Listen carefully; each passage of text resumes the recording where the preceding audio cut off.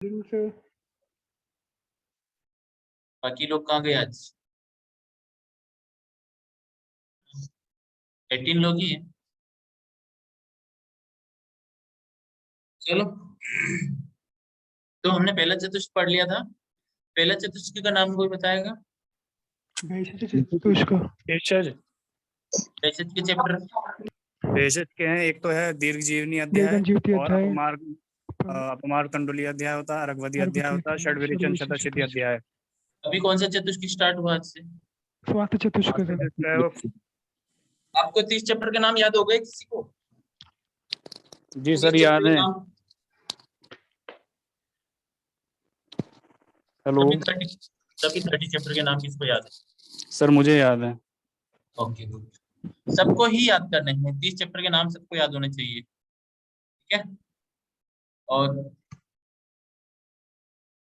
अभी मैंने बोला था आपको ग्रुप में कि आपको ये चैप्टर एक बार रिवाइज करना है, क्योंकि फिफ्थ चैप्टर है ना जो चरक सूत्र 5, इसमें से 100% क्वेश्चन आता है। 100% इस चैप्टर के बिना पेपर बन ही नहीं सकता, क्योंकि ये दिनचर्या का पार्ट है और दिनचर्या हमेशा लाइफ स्टाइल को काफी इफेक्ट करती है। इसलिए यहाँ से क्वेश्चन 100% आता है और आपको ये करना है, ये चैप्टर अच्छे से करना है। इस चैप्टर में से जितने भी क्वेश्चन आप प्रैक्टिस कर सकते हो वो करिए, आप ऑनलाइन ऑफलाइन जहाँ से भी। और मैंने आपको सबको बोला था कि आपको लगभग 500 क्वेश्चन पर डे करने हैं, attempt 500 question per day practice करनी ही है। उसके बिना आप रैंक के बारे में नहीं सोच सकते। आप सेलेक्ट हो जाओगे, लेकिन वो सेटिस्फेक्शन नहीं मिलेगा जितना चाहिए या जितना आपको कॉन्फिडेंस चाहिए। क्योंकि फिर एमडी में हम सोचते हैं कि यार कौन सा कॉलेज लूँ, कौन सा डिपार्टमेंट लूँ, ये नहीं मिलेगा वो मिलेगा, मुझे तो नॉन क्लिनिकल मिलेगा, क्लिनिकल नहीं मिलेगा, तो फिर ऐसी सोच बन जाती है। तो अभी आपको है ना हमेशा ऐसे नहीं करना है कि क्वेश्चन प्रैक्टिस छोड़ देनी, आपको रोज 500 क्वेश्चन करने हैं। आप कुछ भी करो थ्योरी, आप सोचते हो कि मैं चरक संहिता पढ़ लूंगा, ये चैप्टर पढ़ लूंगा, वो चैप्टर पढ़ लूंगा तो मेरे क्वेश्चन हो जाएंगे, नहीं होंगे। आप पहले क्वेश्चन करो, उसमें आपको कोई डाउट हो, आपको कोई प्रॉब्लम आए, या फिर जैसे कहीं पर आपकी क्वेश्चन गलत हो रहे हैं, जैसे 100 क्वेश्चन किए उसमें 20 गलत हुए, 15 हुए या 10 हुए, तो उन 20 क्वेश्चन की ही थ्योरी देखो आप। फिर नेक्स्ट टाइम जब वो पेपर करोगे ना आप, तो उसमें से वापस कितने गलत होते हैं ये इंपॉर्टेंट है। जैसे पिछली बार 20 हुए थे, इस बार 5 गलत होने चाहिए या 5 से कम होने चाहिए, तो आप तो मतलब आपके अंदर 95% इंप्रूवमेंट आ चुका है उस टॉपिक को लेके। तो ऐसे करना है। और सबसे इम्पोर्टेंट होता है कि जैसे मैंने टेस्ट में भी यही देखा, उस बारे में कल भी सोच रहा था कि आप लोगों ने भी बहुत ज्यादा सिली मिस्टेक की है। और अगर यहाँ तो कोई प्रेशर भी नहीं है आपके माइंड में एग्जाम का, एग्जाम के प्रेशर को लेके आप और कितनी सिली मिस्टेक करोगे, कितनी ज्यादा करोगे, तो वो चीज काफी आपके रिजल्ट को इफेक्ट करेगी। इसलिए है ना आपको क्वेश्चन प्रैक्टिस करनी है मैक्सिमम। और जो कंट्रोवर्शियल क्वेश्चन है उसको आप ज्यादा मत लिए करो, जिसका रेफरेंस आपको मिल रहा है उसको फोकस करो आप। मेनली चरक, सुश्रुत, वाग्भट।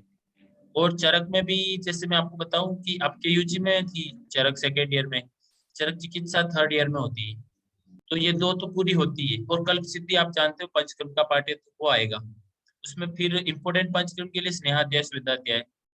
और यूजी में जैसे पदार्थ विज्ञान पढ़ते हैं, तो पदार्थ विज्ञान के 5 से 6 क्वेश्चन आते हैं, वो आपको कोई नोट्स मिल जाए तो नोट्स से, या फिर गोविंद पारिक काफी है। आपको पदार्थ पदार्थ विज्ञान ये छोटे टॉपिक्स के लिए गोविंद पारिक काफी है। मैं आपको संस्कृत के नोट्स दूंगा, ठीक है, संस्कृत के नोट्स मैं आपको दूंगा, इवन पढ़ाऊंगा भी। संस्कृत 2 लेक्चर में हो जाएगा, संस्कृत 2-3 लेक्चर में, वो मैं आपको अलग से पढ़ाऊंगा। जब एग्जाम आपका एग्जाम होने वाला होगा उससे मैं 10-15 दिन पहले पढ़ाऊंगा, ठीक है, डेट तो आई जाएगी। तो आपके संस्कृत के क्वेश्चन तो मैं गलत नहीं होने दूंगा, पूरी कोशिश करूंगा कि आपके संस्कृत के और थोड़ा बहुत रिसर्च और स्टेट्स, जहां पर आपके जो क्वेश्चन जैसे संस्कृत से 3-4 क्वेश्चन आते हैं, रिसर्च स्टेट से 4 आते हैं, तो सारे क्वेश्चन के मार्क्स तो सेम है। तो हमको वहां मेहनत करनी चाहिए ना जहाँ पर कम मैटर हो और ज्यादा आउटपुट आ रहा हो। जैसे संस्कृत के 3-4 पेज है, 10 पेज है, उसमें 4 क्वेश्चन आ जाते हैं, रिसर्च के भी 5-6 पेज है, उसमें से भी आपके 2-3 क्वेश्चन आ जाते हैं। तो वहां पर आपको रिजल्ट मिल रहा है। जबकि आप कहीं ऐसी जगह मेहनत कर रहे हो, जैसे रसशास्त्र पढ़ रहे हो, या ऐसे टॉपिक पढ़ रहे हो जहां पर जिसका जैसे कोई कोई तो हारित बेल पढ़ने लग जाता है एग्जाम से 10 दिन पहले, हारित बेल पढ़ रहा है, जबकि हारित बेल से क्वेश्चन आता ही नहीं है, क्योंकि वो यूजी के किसी भी सिलेबस का पार्ट नहीं है। तो हारित बेल कभी नहीं पढ़ना है, हारित बेल से कभी आए। अगर आपको हारित बेल पढ़ना ही है, हारित बेल, तो वहां से पढ़ लेना आप गोविंद पारिक से। उसमें जितना इंपॉर्टेंट है वो मैं आपको लगवा दूंगा या फोटो भेज दूंगा, उसमें जो लिखा हुआ है जो मार्क करा हुआ है वो आप मार्क कर लेना, ठीक है। तो हारित वेल ये गोविंद पारिक से करना है। उसके अलावा इतिहास आपको पढ़ना है। इतिहास में कुछ इंपॉर्टेंट है, जैसे कमेटी इंपॉर्टेंट है, कुछ कमेटियां आती है ना, जैसे व्यास कमेटी, चोपड़ा कमेटी, भोर कमेटी, ये कमेटी आती है, इनके रिलेटेड या इतिहासकार या टीकाकार या टीकाएं, उनका काल, ये मोस्ट ऑफ क्वेश्चन पूछे जाते हैं, ठीक है ना। तो ये करना है। और कुछ जैसे ये होते हैं ना, अलग अलग शॉर्ट फॉर्म होते हैं, उससे फुल फॉर्म पूछ सकते हैं, पूछ सकते हैं। तो ये हो गया। उसके बाद छोटे फर्स्ट ईयर के टॉपिक में एक पदार्थ विज्ञान हो गया, संस्कृत हो गई। और फर्स्ट ईयर में क्या है, शरीर क्रिया। शरीर क्रिया भी गोविंद पारिक में दी हुई, वहां से पढ़ना, फिजियोलॉजी का मॉडर्न पार्ट। और शरीर रचना भी आपको एनाटॉमी पढ़नी है, एनाटॉमी के 2 पेज आपको रोज पढ़ने हैं, शरीर क्रिया के भी 2 पेज पढ़ने हैं। फिर सेकेंड ईयर में द्रव्य गुण। द्रव्य गुण तो आपको आज से ही करनी पड़ेगी। द्रव्य गुण के 5 पेज आपको करने हैं, 10 पर्याय याद करने हैं, 10 ड्रग्स के बोटेनिकल नेम, फैमिली याद करनी है। अभी से हैबिट में लाओ आप, क्योंकि आप वहां पर कुछ भी फैमिली पूछ लेंगे घुमा के, आपका वो क्वेश्चन गलत होता है, मतलब आप रैंक टॉप नहीं कर सकते। द्रव्य गुण और रस शास्त्र ऐसे सब्जेक्ट हैं जो बहुत इजी है और बहुत इजी क्वेश्चन आते हैं उससे, 5 5 6 6 क्वेश्चन आते हैं। तो वहां गलती करना बुरी बात है, ठीक है। तो मैं आपको ऐसे बताता रहूंगा, आपको कोई भी डाउट हो, कंट्रोवर्शियल क्वेश्चन पे आप ज्यादा टाइम खराब मत कीजिए। और आप इधर उधर से क्वेश्चन प्रैक्टिस मत करिए, जैसे कोई कोई कहीं से कर रहा है, कोई कहीं से कर रहा है। आप गोविंद पारिक से करिए। आप ऑनलाइन कोई भी ऐप, जैसे आयर क्विस्ट आता है, आयर क्विस्ट में मैंने खुद सोल्व किए थे लगभग 36,000 क्वेश्चन। तो उसमें काफी कुछ इम्प्रूवमेंट है, उसमें अच्छे क्वेश्चंस भी है। टीकाओं के ज्यादा क्वेश्चन नहीं है, ज्यादा कंट्रोवर्सी नहीं है। और वहां पर कंट्रोवर्सी होगी तो मैं आपकी सोल्व कर दूंगा, क्योंकि वहां पर मैंने सारे क्वेश्चन पहले करे हुए हैं, एक एक क्वेश्चन अटेम्प्ट किया हुआ है, उसके बाद मैंने सारे सोल्व कर रखे हैं। तो ज्यादा जगह से क्वेश्चन करने से क्या है, फिर अपन डाउट में जाते हैं, और ये छोटी मोटी बुक्स होती है जिनमें बहुत सारी गलतियां हैं। तो आप सिंपल चरक चंद्रिका भी करने की जरूरत नहीं है, शिशु चंद्रिका थोड़ी बहुत कर लो। और चरक में गोविंद पारिक करनी है। गोविंद पारिक के अलावा आपको आयर क्विस्ट करना है। आयर क्विस्ट में अच्छे क्वेश्चन मिल जाते हैं। बाकी एक जी प्रभाकर राव आती है, आप में से कोई सोल्व कर सकता है तो जी प्रभाकर राव कर सकता है, ठीक है। उसके अलावा आपको कुछ नहीं करना है। तो हम आज 5वां चैप्टर चालू करेंगे, ठीक है ना। 5वें चैप्टर का नाम है मात्रा शीतीय। तो मात्रा शीतीय अध्याय, देखो इसका मतलब क्या है। चैप्टर का मतलब है मात्रा शीतीय। अशीत का मतलब क्या है, खाना। और मात्रा का मतलब मात्रा पूर्वक खाना। तो सबसे पहले यहाँ पर खाने के बारे में बोलते हैं, क्योंकि खाना सबसे इंपॉर्टेंट, क्योंकि त्रयो पुस्तक में पढ़ते हैं अपन आहार स्वप्न ब्रह्मचारी। तो यहाँ पर आहार की मात्रा बहुत इंपॉर्टेंट है, क्योंकि यहाँ पर आगे लाइन आएगी, आहार मात्रा पुनः पुनराग्नि बला अपेक्षिणी। तो आहार मात्रा पुनराग्निबल, अग्निबल की अपेक्षा करती है। आपको भूख ज्यादा है और आप कम खा रहे हो तो भी बुरी बात है, और आपको ज्यादा भूख कम है और आप ज्यादा खा रहे हो तो भी बुरी बात है। तो जितनी भूख है उसके अकॉर्डिंग खानी है। तो यहाँ पर आप मात्रा का मतलब क्या समझते हो, आपने इसको बताएगा मात्रा क्या होती प्रमाण सर। है। हाँ? प्रमाण। थोड़ा कौन सा मान। प्रमाण। अप्रोप्रिएट अप्रो- क्वांटिटी। हैं? Appropriate quantity. कैसे कैसे कैसे एक्सप्लेन करोगे आयुर्वेद में मात्रा ये होती है। चक्रपाणी ने बोला है टीका में, मात्रा वो होती है ना जो अन्नपाई परिमाण हो। अन्नपाई का मतलब क्या होता है, एक जगह मदन फल के लिए वर्ड आता है ना, अन्नपायित्वात्, आता है। डॉक्टर कार्तिक जी ने क्लास ली। तो सर कोई उपद्रव ना करे, मतलब जो यस मात्रा। Yes yes yes, good good. अन्नपाई का मतलब क्या है कि आप उपद्रव का मतलब वहां पर ऐसा नहीं कि आप बीमार हो जाओगे, आप आपको कुछ ऐसी सीवियर बीमारी हुई। वहां पर मात्रा का मतलब है कि आपने खाना खाया और आप चल फिर सकते हो, आप सो सकते हो इजीली। आपको जो नॉर्मल खाना खाने से पहले जो आप रूटीन वर्क कर रहे थे, उसी तरह से रूटीन वर्क करो, उसमें आपको कोई भी ऐसा फील नहीं हो, अनकंफर्टेबल फील ना हो, वो मात्रा है। तो मात्रा का मतलब चक्रपाणी ने बोला है अन्नपाई परिमाण, ठीक है ना। अन्नपाई का मतलब जो उपद्रव नहीं करने वाला परिमाण हो, या ऐसी मात्रा जो किसी भी उपद्रव को ना करे, या कोई भी प्रॉब्लमेटिक कंडीशन ना क्रिएट करे। प्रॉब्लमेटिक मतलब यही है कि जैसे अभी मैं खाना खा के आया और मैं अगर बैठ के पढ़ा भी नहीं पा रहा हूँ, बोला नहीं चाह रहा मेरे से, या मेरा एब्डोमेन स्टैंड हो रहा है, मेरा डिस्टेंडेड हो रहा है, तो वो कंडीशन है कि ज्यादा खा लिया। और कम भी नहीं खाना चाहिए, इसलिए मात्रा के लिए बोला है। तो यहाँ पर एक इंपॉर्टेंट क्वेश्चन आता है कि आहार मात्रा डॉट डॉट अपेक्षिणी, ऐसे क्वेश्चन आता है। तो यहाँ पर आता है अग्निबल, क्या आता है, आपको ये याद रखना है, आहार मात्रा किसकी अपेक्षा करती है, अग्निबल की। ये क्वेश्चन पूछते हैं, ठीक है। उसके बाद इसमें ये सबसे बस ये ध्यान रखना, मात्रा सी स्याद, स्याद का मतलब मात्रा पूर्वक खाना चाहिए, ये हो गया। उसके बाद है आपने विमान स्थान में पढ़ा है क्या, यथा कालम जरा गच्छति। 4 नंबर श्लोक में एक लाइन आती है, यावत् अद्यस्य आशनम मति अनुपहत्य प्रकृति यथा काल जरा गच्छति, यथा कालम जराम गच्छति। तो ये यथा काल जराम गच्छति, ये आपने विमान स्थान के पहले चैप्टर में पढ़ा है क्या ये वर्ड? किसी ने पढ़ा हो, अगर नसरीन जी ने पढ़ाया हो। यस जी सर सर, पढ़ा है। यथा कालम जरा गच्छति किसके लिए आता है? उष्ण और स्निग्ध आहार के लिए। Very good. यहाँ पर मात्रा पूर्वक आहार के लिए भी आ रहा है कि आप अगर प्रॉपर मतलब ज्यादा खाओगे तो आपकी अग्नि कम हो जाएगी, तो वो क्या करेगी, यथा काल मतलब काल के अकॉर्डिंग क्या करेगी, पचेगी नहीं, और पचेगी नहीं तो फिर क्या करेगी, उपद्रव करेगी। इसलिए बोला है ना कि आहार की मात्रा जो भोजन करने वाली प्रकृति में बाधा ना पहुंचाए तथा उचित समय पर पच जाए। तो स्निग्ध आहार और उष्ण आहार भी क्या करेगा, आहार के पाचन में सम्यक कारण बनता है। तो समझ में आया इसमें। नेक्स्ट श्लोक। अब मैं आपको एक चीज लिखवाता हूँ, आप बुक में लिखिए। आहार, आहार कितने याम में पचता है, 4 याम में। तो आहार पाक का सामान्य काल क्या है, 4 याम। आप नोट डाउन करो फटाफट। आहार का पाचन काल 4 याम तथा औषधि का पाचन काल 2 याम। ठीक है, ये ध्यान रखना है। आपको अलर्ट रहना है, मेरी क्लास में थोड़ा फास्ट चलता है इसलिए आप, क्योंकि मेरे अगर अगर मैं आपको स्लो पढ़ाऊंगा ना तो मैं उतनी ज्यादा बातें आपको नहीं बता पाऊंगा, मैं आपको डिटेल एक्सप्लेन नहीं कर पाऊंगा, इसलिए थोड़ा फास्ट चलना पड़ता है। तो आप कैचअप करने की कोशिश करिए और आप अलर्ट रहिए क्लास में, ठीक है। क्योंकि फिर मैं अगर आपको पॉइंट टू पॉइंट पढ़ाऊंगा, शॉर्ट में पढ़ाऊंगा, तो मैं आपको ज्यादा डिटेल में नहीं बता पाऊंगा। जैसे कोई भी चीज साइंटिफिकली एक्सप्लेन करनी होगी तो मैं नहीं कर पाऊंगा, इसलिए आपको ये ध्यान रखना है, ठीक है। और आपको साइंटिफिकली समझना है, रटना नहीं। अगर आपने समझ लिया ना तो आपको काफी हद तक फायदा हो जाएगा। आपको एग्जाम में जैसे क्वेश्चन का ऑप्शन देख के भी आपको है ना आंसर पता नहीं है, तो आप उस क्वेश्चन के बेस पे आप सोच सकते हो कि यार इसका आंसर तो ये जाता है। बोला है ना कि प्रत्यक्ष से किसका ज्ञान होता है, अभाव का भी। प्रत्यक्ष से अभाव का भी ज्ञान होता है। अभाव का मतलब क्या है कि जलाशय में अग्नि नहीं है, तो आपको पता है कि इस क्वेश्चन में यार ये ऑप्शन तो 3 तो नहीं है, और चौथा आपको याद नहीं है, चौथा आपने कहीं पढ़ा नहीं है, लेकिन आपको 3 ऑप्शन तो श्योर है कि नहीं है, तो आपको अभाव का पता चल गया ना, यार इस चीज का अभाव है लेकिन बाकी चीजें नहीं है, यहाँ पर बाकी चीजें है। तो अभाव से प्रत्यक्ष का ज्ञान हो गया ना, मतलब प्रत्यक्ष से अभाव का ज्ञान हो गया ना, तो वो चीज होती है। तो इसीलिए आपको सिर्फ कंसेप्चुअली समझना है हर चीज। अब आता है, ये बोल रहा है कि स्वभाव से लघु और गुरु आहार का साइंटिफिक कंसेप्ट बता रहा है। स्वभाव का मतलब क्या है, वहां पर आपने विमान स्थान में स्वभाव पढ़ा है, किसको याद है स्वभाव, विमान स्थान का स्वभाव है? प्रकृति, प्रकृति। ऐसे नहीं बोलना है, तत्र प्रकृति रुचिते स्वभाव यह, ठीक है।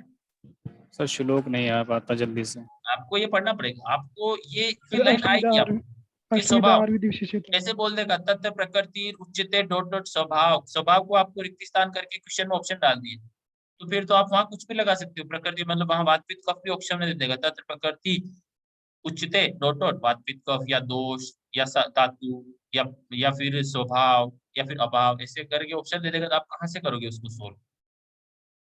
आपको आपकी अप्रोच है ना क्लियर होनी चाहिए। आपको श्लोक इंपॉर्टेंट नहीं है, आपको ये तो बताना चाहिए कि प्रकृति किसको बोलते हैं, स्वभाव को बोलते हैं, ठीक है। तत्र, जहां पर प्रकृति स्वभाव उच्चते, तत्र प्रकृति रुचते स्वभाव, है ना। तो वहां पर स्वभाव को बोला है। और स्वभाव क्या होता है, जन्म से सातम, जो जन्म से जो चीज लघु या गुरु है वो उसका स्वभाव है। जैसे मूंग खाते हैं, तो मूंग क्या है, स्वभाव से लघु है। तो यहाँ पर यही दिया है कि लघु क्या है, शाली षष्टिक मुद्ग लावक कपिंचलेन, है ना, एण शश शरभ शंबरादिनी आहार द्रव्याणि प्रकृति लघुनी अपनी मात्रा अपेक्षिणी भवन्ति। ये प्रकृति से लघु होती है, ठीक है ना।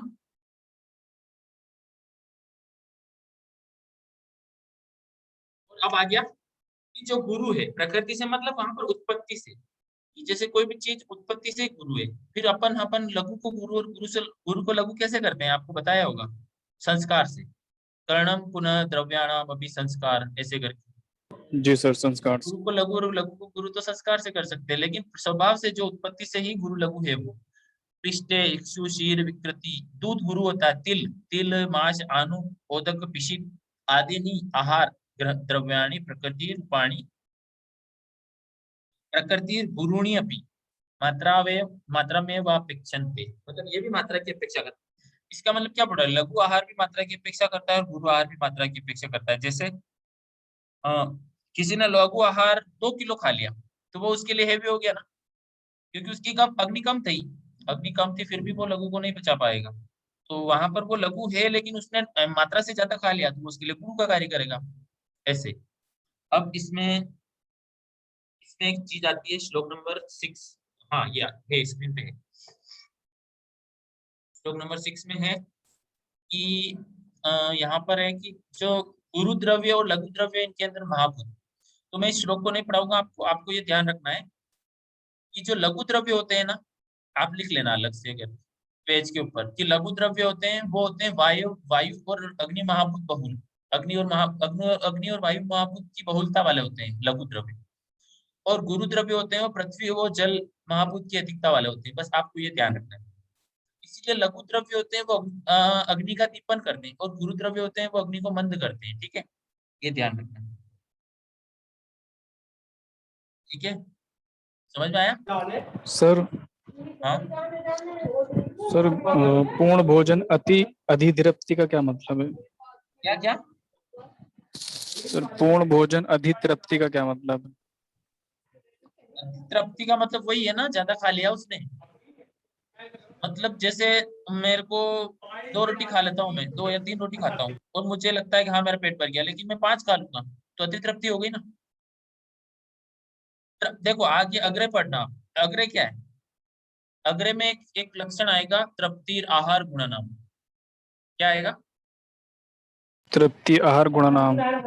तो तृप्ति का मतलब है सेटिस्फेक्शन, मतलब हमको ये शरीर से ये फील हो गया कि हाँ मैंने ना, मेरा पेट भर चुका है, वो तृप्ति है। लेकिन यहाँ अति तृप्ति का मतलब क्या है कि मैं ज्यादा खा लूं। जैसे बहुत सी बार अपन शादी ब्याह में जाते हैं तो वहां पर हमको शुरू होते हैं मिठाइयों से। मिठाइयों से शुरू हो गए, पहले चाउमीन पानी पूरी सब खा लिया और फिर सोचते हैं कि यार अभी तो पनीर बाकी है, और अभी तो रसमलाई बाकी है, अभी तो वो बाकी है, मंचूरियन भी बाकी है, वो भी बाकी है। तो फिर अपन क्या करते हैं, हलवा भी बाकी है, तो अपन फिर पहले तो बहुत सारा खा लेते हैं ये फास्ट फूड और ये। और फिर अपन सोचते हैं कि यार ये तो नहीं छोड़ सकते, शादी में फिर बार बार तो नहीं आना। तो हम क्या करते हैं, वहां पर अति मात्रा में अति तृप्ति कर लेते हैं, क्योंकि खाने का स्वाद को लेके हम अति तृप्ति कर रहे हैं। तो ये चीज है। ठीक है, पुराने दिन याद आ गए। हाँ ये याद आते रहते हैं आपको, ऐसे समझना चाहिए अति तृप्ति का खाने का मतलब क्या है। टाइम है, ऐसे मत बोलो प्लीज। तो तो यहाँ पर यही मतलब है कि लघु द्रव्य होते हैं जो वायु और अग्नि महाभूत की बहुलता वाले होते हैं, और पृथ्वी और सोम वाले गुरु महाभूत वाले होते हैं। या फिर गुरु द्रव्य होते हैं। गुरु द्रव्य पृथ्वी और सोम महाभूत, सोम मतलब जल, तो पृथ्वी और जल गुरु, और वायु और अग्नि लघु द्रव्य। ठीक है, फिर यहाँ पर एक आता है कि जो अति मात्रा में खाता है, यहाँ पर है, हाँ, कि जो अति मात्रा में खाता है लेकिन उसके भी वो आहार साध्य में हो जाता है या उसके पच जाता है। क्यों? उसका कारण है व्यायाम अग्नि बलात्। लिखा है ना कि लास्ट लाइन में कि सोहित्य उपयुक्ता अन्यत्र। अन्यत्र कहीं कहीं कहाँ पर एक कंडीशन बोल दी कि व्यायाम और अग्नि बल वाले उस व्यक्ति के लिए क्या होता है, वो गुरु द्रव्य भी क्या हो जाता है, लघु द्रव्य हो जाता है। उसकी अग्नि अच्छी होती है, वो पचाने के लिए उसके लिए इजी हो जाता है। आपको नेक्स्ट लेना है 7 नंबर।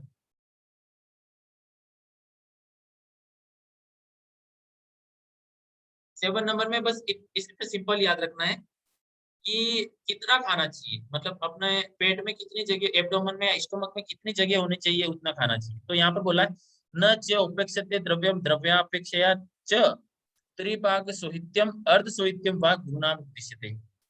मतलब 3 भाग या फिर आधा भाग। मतलब जैसे कुक्षी के 3 भाग बोले ना, चरक में तो त्रिविध कुक्षी नाम से ही चैप्टर आता है। तो कुक्षी से 3 भाग बोले हैं, तो वो बोल रहा है कि त्रिभाग सोहित्यम। इसका मतलब यहाँ पर मैं बताता हूँ आपको। हाँ, त्रिभाग सोहित्यम का मतलब है कि 1/3 लेना चाहिए।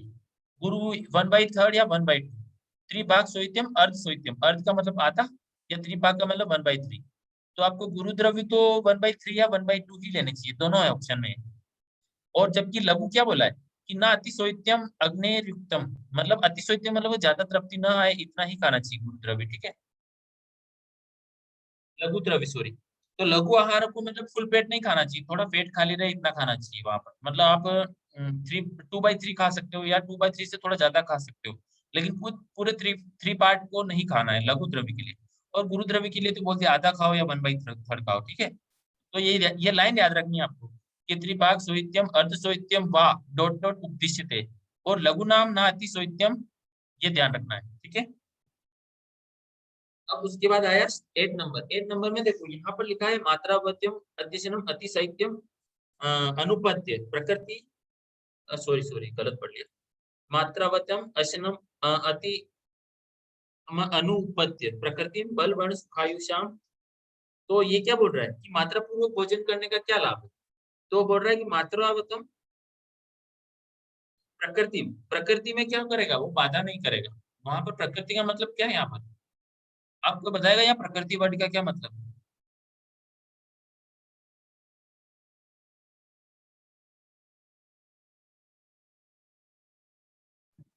वातपित्त का परिवर्तन। सर प्रकृति का मतलब यहाँ पर स्वास्थ्य, आई थिंक आरोग्य की बात कर रहा है कि आप स्वस्थ है और आप मात्रा पूर्वक आहार खा रहे हैं तो आप कभी भी बीमार नहीं पड़ोगे। तो आपकी प्रकृति को क्या करेगा, अनुपद नहीं करेगा, ठीक है। प्रकृति को अनुपद नहीं करेगा। और क्या बोला है फिर, बल वर्ण सुख और आयु, ये वर्ड याद रखते हैं आप कि मात्रा पूर्वक आहार के लाभ हैं। पहला है प्रकृति अनुपद, ये प्रकृति को अनुपहत नहीं करता है। दूसरा है बल वर्ण की वृद्धि करेगा। फिर सुखायुषा, आपको पता है ये सुखायुषा मतलब सुखपूर्वक आयु, उसका वर्धन करेगा। तो बल वर्ण और सुख आयु, सुख पूर्वक आयु और एक प्रकृति, ये 4-5 चीजें हैं जो ध्यान में रखनी है, ठीक है। तो ये है मात्रा पूर्वक आहार के गुण। अब ये आपको श्लोक यहाँ से मैं याद करवाता हूँ आपको, है ना। मैं सभी के लिए बोल रहा हूँ, मैं आपके लिए, आप में से किसी यूजी हो या फिर इंटरनीस हो या एमडी की तैयारी कर रहा हूँ, उसको 9 to 13 श्लोक याद करना है। याद करना है मतलब आपको आज मैं याद करवाऊंगा, फिर उसके बाद आपको क्लास के बाद और कल आपको रिवाइज करना है, उसको याद करने की कोशिश करना है, ठीक है ना। तो यहाँ बोला है कि गुरु द्रव्य के प्रयोग के लिए क्या विधान बताया है कि गुरु द्रव्य को कैसे यूज करना चाहिए, ठीक है ना। तो यहाँ बोला है गुरु पिष्टमयम, आपको यहाँ पर देखो छंद दिख रहा होगा, पवंती छात्र को छोड़ दो तो उसके बाद आपको 8 वर्ड दिख रहे होंगे। गुरु पिष्टमयम तस्मात्, ठीक है ना। फिर उसके बाद तंडुलान पृथुकान अपि च, तो गुरु पिष्टमयम तस्मात् तंडुलान पृथुकान अपि न जातु भुक्तवान, इसके बाद ये 8 वर्ड हो गए। फिर खादेन मात्रा खादेन बुभुक्षित, तो ये आ गया। तो आपको ये श्लोक याद करना, गुरु पिष्टमयम तस्मात् तंडुलान पृथुकान अपि, मतलब गुरु पिष्टिदार या फिर तंडुल, मतलब यहाँ पर क्या बोला, तंडुल का मतलब होता है चावल और चिवड़ा, उसको है ना भोजन करने के बाद कभी नहीं खाना चाहिए। न जातु भुक्तवान, मतलब भुक्तवान का मतलब खाना खाने के बाद इनको नहीं खाना चाहिए, मतलब इनको खाना खाने से पहले खा लो, उसके बाद कुछ खा लो। तो इसका मतलब ये, तो गुरु द्रव्य के आहार का यही विधान है। गुरु पिष्टमयम तस्मात् तंडुलान पृथुकान अपि न जातु भुक्तवान खादेन मात्राम खादेन विभुक्षितः। तो ये है ना, एक ये याद करना है आपको। उसके बाद है कि अभ्यास करने के अयोग्य, आपकी किसी की बुक, किसी के पास अगर सत्यनारायण शास्त्री वाली किताब है, ये वाली, इसके ग्रीन कलर का कवर है, विद्योतनी व्याख्या काशीनाथ पांडे और सत्यनारायण शास्त्री वाली, तो वो उसमें ये करेक्शन कर लें। यहाँ पर अभ्यास करने अयोग्य आहार द्रव्य, अभ्यास इनका नहीं करना चाहिए।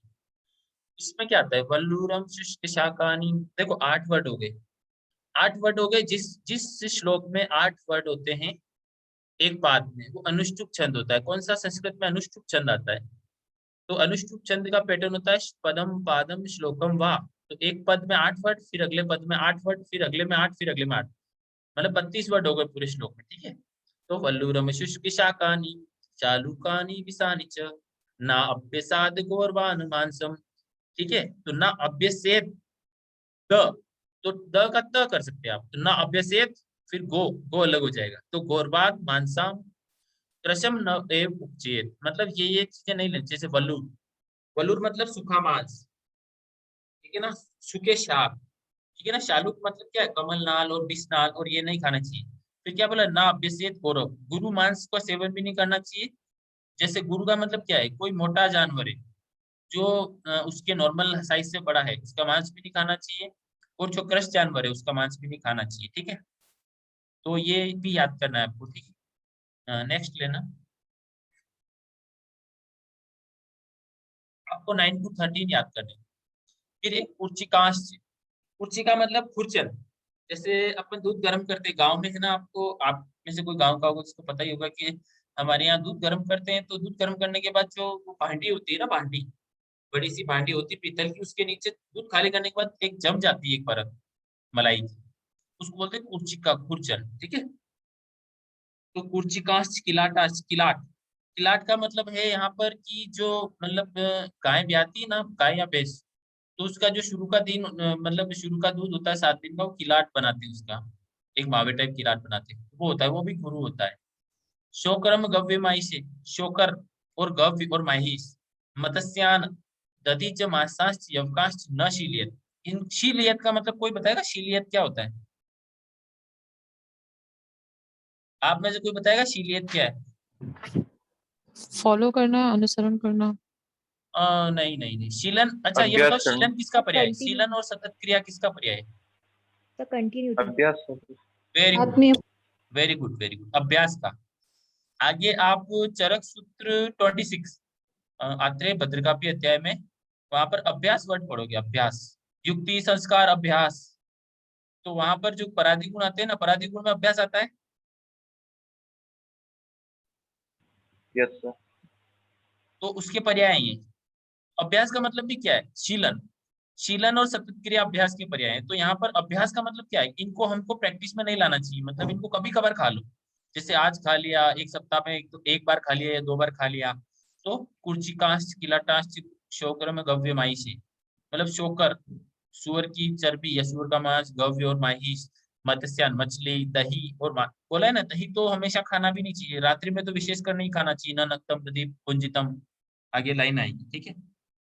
तो रात्रि में दही को नहीं खाना चाहिए। उसके बाद आता है मत्स्यान दधीच मांसांश यवकांश नशीलियत। तो देखो यव भी बोला यहाँ, क्योंकि यव क्या कराएगा, अगर यव ज्यादा खा लिया तो वृक्षता करवाएगा, क्योंकि लघु है और वातवर्धक है यव, इसलिए वहां पर यव का अभ्यास भी नहीं बोला। और मांस, मांस तो गुरु होता है और कफ वर्धक होता है। आगे अग्रय में आप मांस की गुण पढ़ना। अग्रय आपको है ना, मैं आपको आज एक होमवर्क देता हूँ, आप सभी अग्रय का श्लोक याद करिए, 40 नंबर, 25 चैप्टर का 40 नंबर श्लोक और 39 38 श्लोक आपको याद करना है, कंपेयर करके याद करना है उसको, ठीक है ना। जैसे पहले, सबसे पहले आता है जैसे सबसे श्रेष्ठ चावल कौन सा है, तो आप बोलोगे कि लोहित शाली। उसके अपोजिट कौन सा निकृष्ट है वो याद करना है आपको, ठीक है ना, ऐसे करके याद करना है। तो ये 38 39 हो गए, 40 अग्रह के सारे श्लोक है, 152 अग्रह, आपको कोशिश करोगे याद कर लो, एग्जाम में 100% आएगा, 100%। मतलब आपको, आप सोचो कि मेरे को एक क्वेश्चन कैसे सही करना है एक्स्ट्रा, तो आप अग्रह याद कर लो। तो चरक सूत्र 25 का वो 2 श्लोक 3 श्लोक याद कर लो। आपके एक क्वेश्चन को हिला नहीं सकता, एक तो मिनिमम आएगा, 2 भी आ सकते हैं, 3 भी आ सकते हैं, ठीक है। तो ये चैप्टर इसमें से आएगा, 5th चैप्टर में से 100% क्वेश्चन आएगा। अब आया, देखो अब ये बोल रहा है कि अभ्यास करने योग्य ड्रग्स कौन कौन सी, या अभ्यास करने योग्य आहार, ठीक है ना, आहार की बात चल रही है, आहार वर्ग। तो षष्टिकान, ठीक है, षष्टिकान शाली मुद्गांश सेंधव आमल के यवान, ठीक है ना। तो ऊपर आपको जो यवक दिखा ना, हेलो, आप ऊपर यवक कांश लिखा हुआ है ना, वो यव नहीं है, वो यवकांश जो यवक है, यवक क्या है, यवक। यहाँ पर यवक, यवक का मतलब है सावा, सावा होता है ना, सावा, वो हो सकता है, ठीक है ना। और नीचे यव आ रहा है जो, तो लगातार अभ्यास में जो का यूज करा है, ठीक है ना यहाँ, क्योंकि जो का संस्कार करेंगे तो वो बात को नहीं बढ़ाएगा, वो रुकता नहीं करेगा, ठीक है। तो षष्टिकान शाली मुद्गांश सेंधव अमल के यवान, अंतरिक्ष पय सर्पी जांगलम मधु चाप्य से, तो इनका अभ्यास करना चाहिए, मतलब ये रेगुलर आपकी हैबिट में होने चाहिए। क्या क्या है? षष्टिक चावल, शाली चावल, मूंग, सेंधव, आमल की, यव, अंतरिक्ष जल, अंतरिक्ष जल तो आपको पता है ये श्रेष्ठ होता है, सर्पी घी, जांगल मांस और मधु, ये सब चीजें अभ्यास करनी चाहिए। अब ये क्यों करनी चाहिए, इसका कारण है, ठीक है।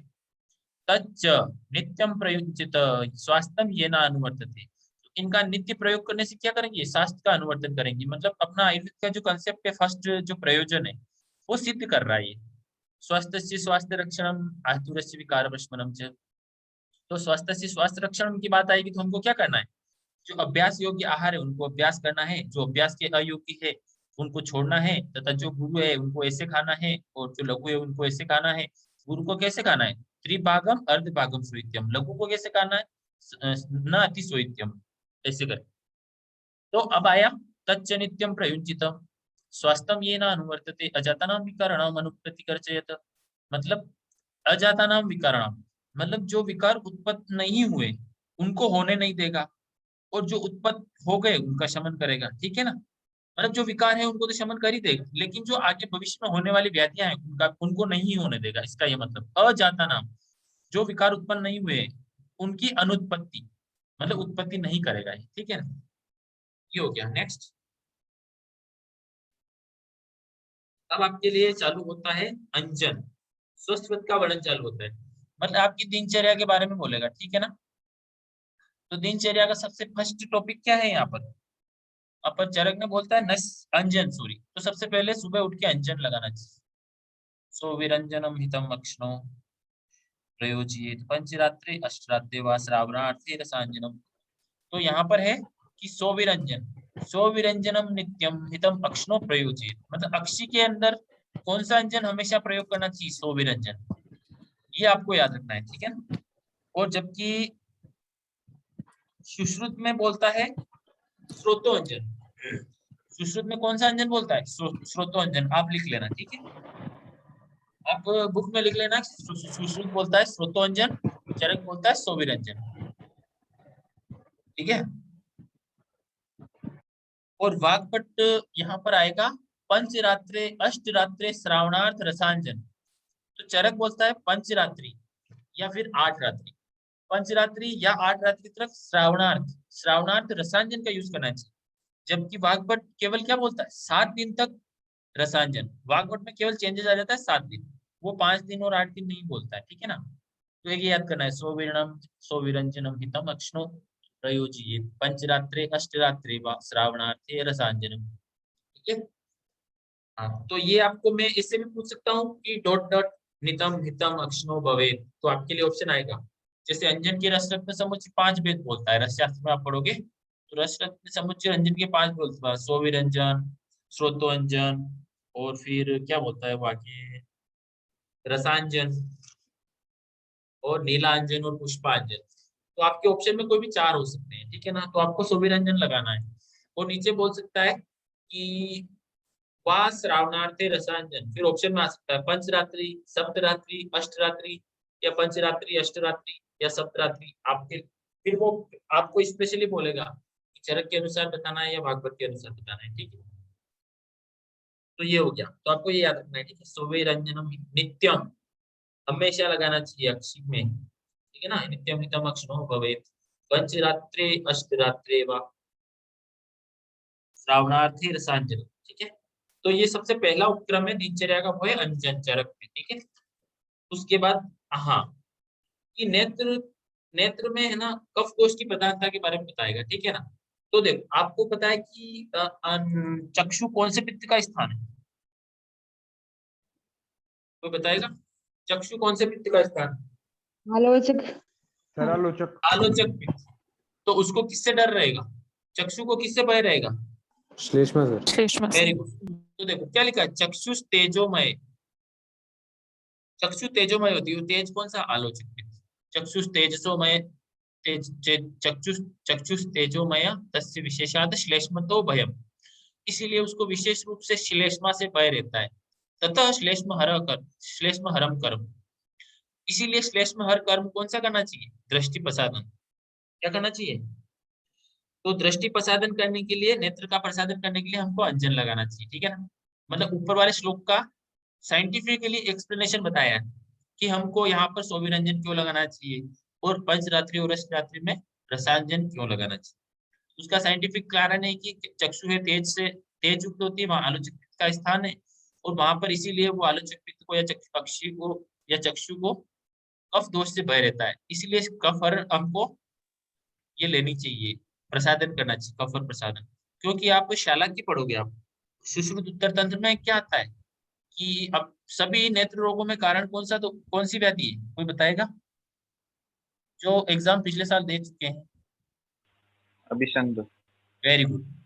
तो अभिसंध सभी नेत्र रोगों की निदान है।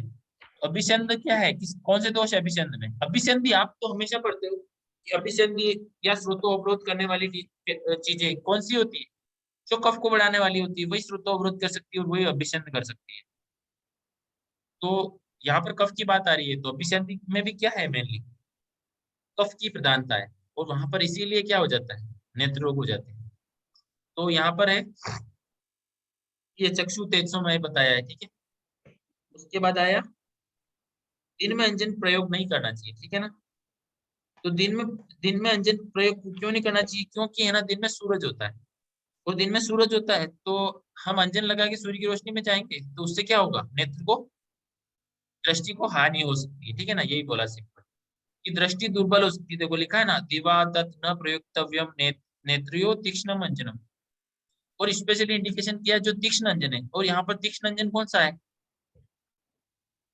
रसांजन, ठीक है। तो जो रसांजन है वो तीक्ष्ण अंजन है, तो उसका प्रयोग करने से क्या होगा कि दृष्टि दुर्बल हो जाएगी, क्योंकि आदित्य प्राप्ति सीधे थी, देखो बोला है ना कि सूर्य के प्रकाश में क्या हो जाता है वहां पर कि दृष्टि क्या हो जाएगी, कमजोर हो जाएगी। इसीलिए रात्रि में अंजन लगाना चाहिए, साफ बोला है कि तस्मात श्राव्यम, श्राव्यम देखो ऊपर वर्ड आया ना, तो यहाँ पर आपको घुमा सकता है क्वेश्चन में। कैसे घुमाएगा कि ऐसे बोलेगा कि तस्मात श्रावण, श्रावणार्थ रात्रि में कौन सा अंजन लगाना चाहिए, ऐसे भी पूछ सकता है। तो श्रावणार्थ तो ऊपर से अंजन ही बोला है। और या फिर ऐसे बोल सकता है कि तीक्ष्ण आचार्य चरक ने दिन के अंदर कौन सा अंजन निषेध बताया है। तो सिंपल सी बात है, दिन के अंदर तीक्ष्ण अंजन निषेध बताया है, और तीक्ष्ण अंजन कौन सा होता है जो श्रावणार्थ यूज है, ठीक है ना। ऐसे ऐसे बता सकता है। नेक्स्ट श्लोक, आप म्यूट कर दो, कोई खास रहा है क्या, बात है, तबीयत ठीक है? ठीक है सर। खास मत यार, ठीक है। अब यहाँ पर आता है धूमपान, सेकंड कौन सा है, धूमपान के बारे में श्लोक नंबर, ठीक है, हाँ ठीक है। तो यहाँ पर एक चीज इंपॉर्टेंट है, पहले तो इसका कुछ क्वेश्चन बाकी है आई थिंक, वैसे इतना इंपॉर्टेंट नहीं है, ठीक है ना। मैं आपको इंपॉर्टेंट बता देता हूँ। इसमें आता है दृष्टि निराकुला, देखो 20 नंबर श्लोक देखो, दृष्टि निराकुला भाति निर्मले नभ सिंधुवत, इसको मार्क कर लेना, ठीक है। तो मैंने जो श्लोक आपको याद करने की बोला है वो तो मार्क करने ही है, आपको स्टार लगाना ही है उस पे। मैं जो इंपॉर्टेंट वर्ड यूज करूँ ना कि ये इंपॉर्टेंट है, वहां पर आपको मार्क करना ही है, ठीक है ना। स्टार लगाना है, सिंगल स्टार, 2 स्टार, जिसको 5 स्टार पसंद हो वो 5 स्टार लगा सकता है, ठीक है। 5 स्टार चॉकलेट जो खा सकता है वो 5 स्टार लगा सकता है। तो हरे यहाँ पर है, दृष्टि निराकुला भाति निर्मले नभ सिंधुवत, तो ये एक उपमा है ये अंजन के लिए, ठीक है। तो अंजन के लिए ये उपमा आपको याद करनी है, ठीक है। सर इसका अर्थ क्या है?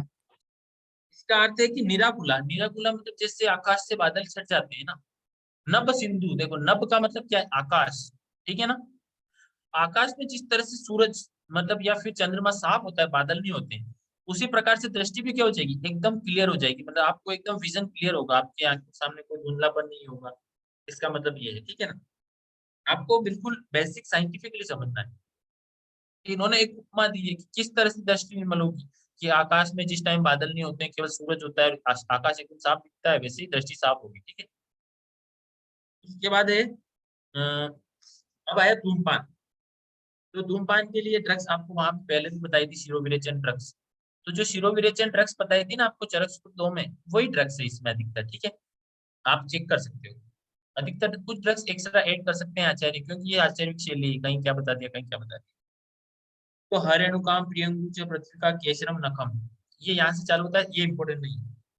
इंपॉर्टेंट है 24 नंबर श्लोक में है, अंगुष्ठ संहिता कुर्याद अष्टांगुल समाभिषेक, ये ध्यान रखना है आपको, ठीक है। ये एक ही लाइन है इस पूरे में श्लोक में, अंगुष्ठ संहिता मतलब अंगूठे की मोटाई, अंगूठे की मोटाई की लेनी है, ठीक है, ये बात कर लेनी है। अष्टादश अंगुल समा मतलब सॉरी अष्ट अंगुल मतलब 8 अंगुल। 8 अंगुल कैसे नापते हैं? ऐसे 4 ये हो गए, अंगुल प्रमाण ये इतना होता है, इतनी मोटाई, ठीक है। तो ये 4 अंगुल प्लस ये 4 अंगुल, 8 अंगुल हो गया। इतनी लंबी धूम नली होनी चाहिए, अंगुष्ठ की मोटाई की होनी चाहिए, ठीक है। अंगुष्ठ संमितम कुर्यात अष्ट अंगुल समाभिषेक, इतनी बड़ी धूमवर्ती और धूम नली होनी चाहिए, ठीक है ना। इसके लिए बात कर रहा है, हाँ धूमवर्ती, नॉट धूम नली। धूमवर्ती के लिए प्रमाण बताएगा अंगुष्ठ संमिता अष्ट अंगुल समान, ठीक है ना। ये आपकी क्वेश्चन आएगा, ठीक है ना। उसके बाद है 25 में बोला है कि स्नेहाक्तम अग्नि संप्रष्टा पिबेत प्रायोगिक सुखाम। तो बोल रहा है कि जो प्रायोगिक धूमपान है, ठीक है ना, या फिर उसको कैसे यूज करना है, ठीक है ना, इतना बोल रहा है। ये इंपॉर्टेंट नहीं है वैसे, फिर भी मैं आपको एक बार इसकी हिंदी बता देता हूँ कि अग्नि से जलाना है। आपको पता ही है कि धूमपान करने के लिए उसको अग्नि में जलाना पड़ेगा और फिर प्रायोगिक रूप से उसको पीना पड़ेगा। नेक्स्ट 25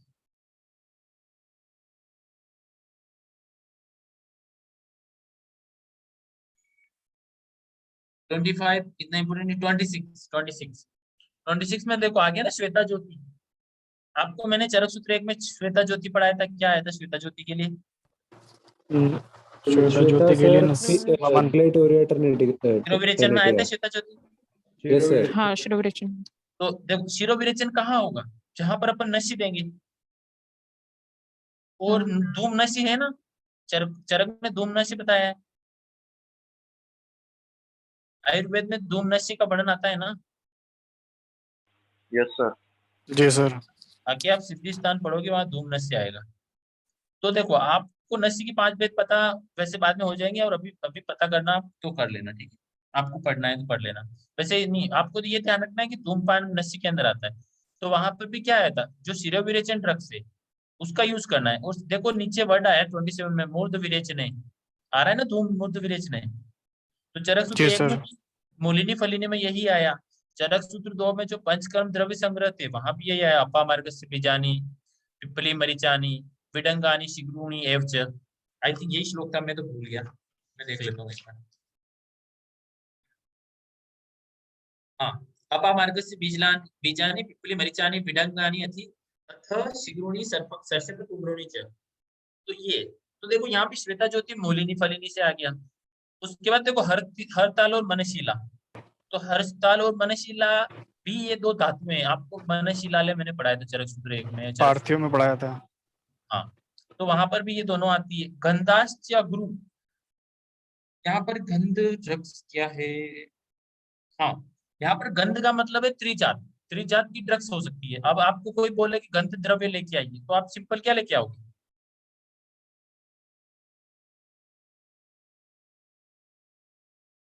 जैसे आपको गंध वर्ग पढ़ना पड़ेगा, लेकिन चरक में गंध वर्ग का वर्णन नहीं आता है, ठीक है ना।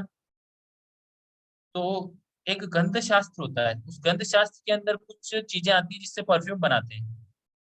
तो परफ्यूम बनाने के लिए जो आयुर्वेदिक मेडिसिन पहले के जमाने में जब राजा महाराजा होते थे, तब परफ्यूम किससे बनता था? अभी तो वाइल्ड स्टोन और पता नहीं क्या क्या, सॉरी, पहले परफ्यूम या इत्र किससे बनता था? इन्हीं गंध द्रव्यों से बनता था, इनको निकाल के। तो गंध अग्रु पत्राद्याम धूम मूर्ध विरेचन है। तो देखो मूर्ध विरेचन आ गया ना, तो ये है, आपको ये याद रखना है। उसके बाद नेक्स्ट लेना,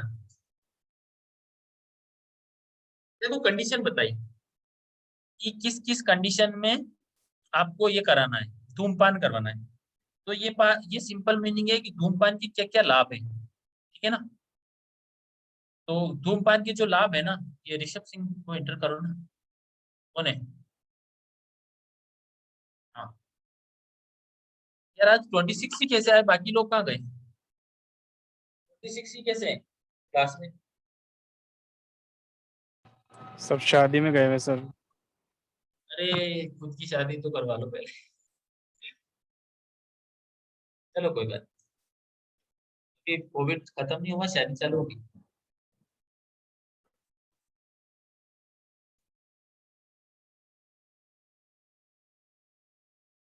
तो यहाँ पर है, आपको ये लाइन याद रखनी है। मैंने आपको चरक सूत्र 2 पढ़ाया था, उस टाइम बोला था ना मैंने कि गौरवम शीर्ष गौरवे शीर्षे शूले पिनस अर्धाव वेद, ये लाइन आती है। आप सभी चरक सूत्र 2 निकालो, सभी निकालो फटाफट, चरक सूत्र 2 निकालो फटाफट विद इन 1 मिनट। श्लोक नंबर 6 देखो, श्लोक नंबर 6 देखा? Yes, sir. Yes sir. आपको श्लोक नंबर 6 में देखो, गौरवे शीर्ष शूले पीन से अर्धा भेद के, जबकि यहाँ आ रहा है गौरव गौरवम शीर्ष शूलम पीनसा अर्धा भेद को। ध्यान रखना ये को और के में ही आपका गड़बड़ हो जाएगा। अगर क्वेश्चन किसी ने अच्छा बनाया ना तो यहाँ से बना सकता है वो। सर श्लोक नंबर क्या था? 6 चरक सूत्र 2 6 का फर्स्ट लाइन, ठीक है मिला? देखो आप लोग रेस्पॉन्स नहीं करोगे तुरंत तो फिर ये चैप्टर नहीं हो पाएगा, और इवन चरक सूत्र स्थान टाइम पे नहीं हो पाएगा, और मैं फटाफट करूंगा तो आपका लॉस। इसलिए आपको थोड़ा मतलब स्पीडली उसको करना है। अब मैं आपको पेज आपको इतना टाइम लगेगा कि आपको स्लो निकालना, जो चीज आपको मैं पढ़ा चुका हूँ उस टाइम आप में जो भी क्लास में था ना, मैंने उसको स्पेशली बताया भी था कि ये धूमपान के अंदर आएगी ये लाइन वापस। अभी भी बोल रहा हूँ आगे कहीं आएगी मैं आपको पूछूंगा वापस, ठीक है ना? तो इसमें ये लाइन ध्यान रखनी 27 नंबर की, गौरव सीरियस सुलभ तीन सा अर्धा वेद को, ये लाइन किसके लिए आती है? धूमपान के लिए, ठीक है ना?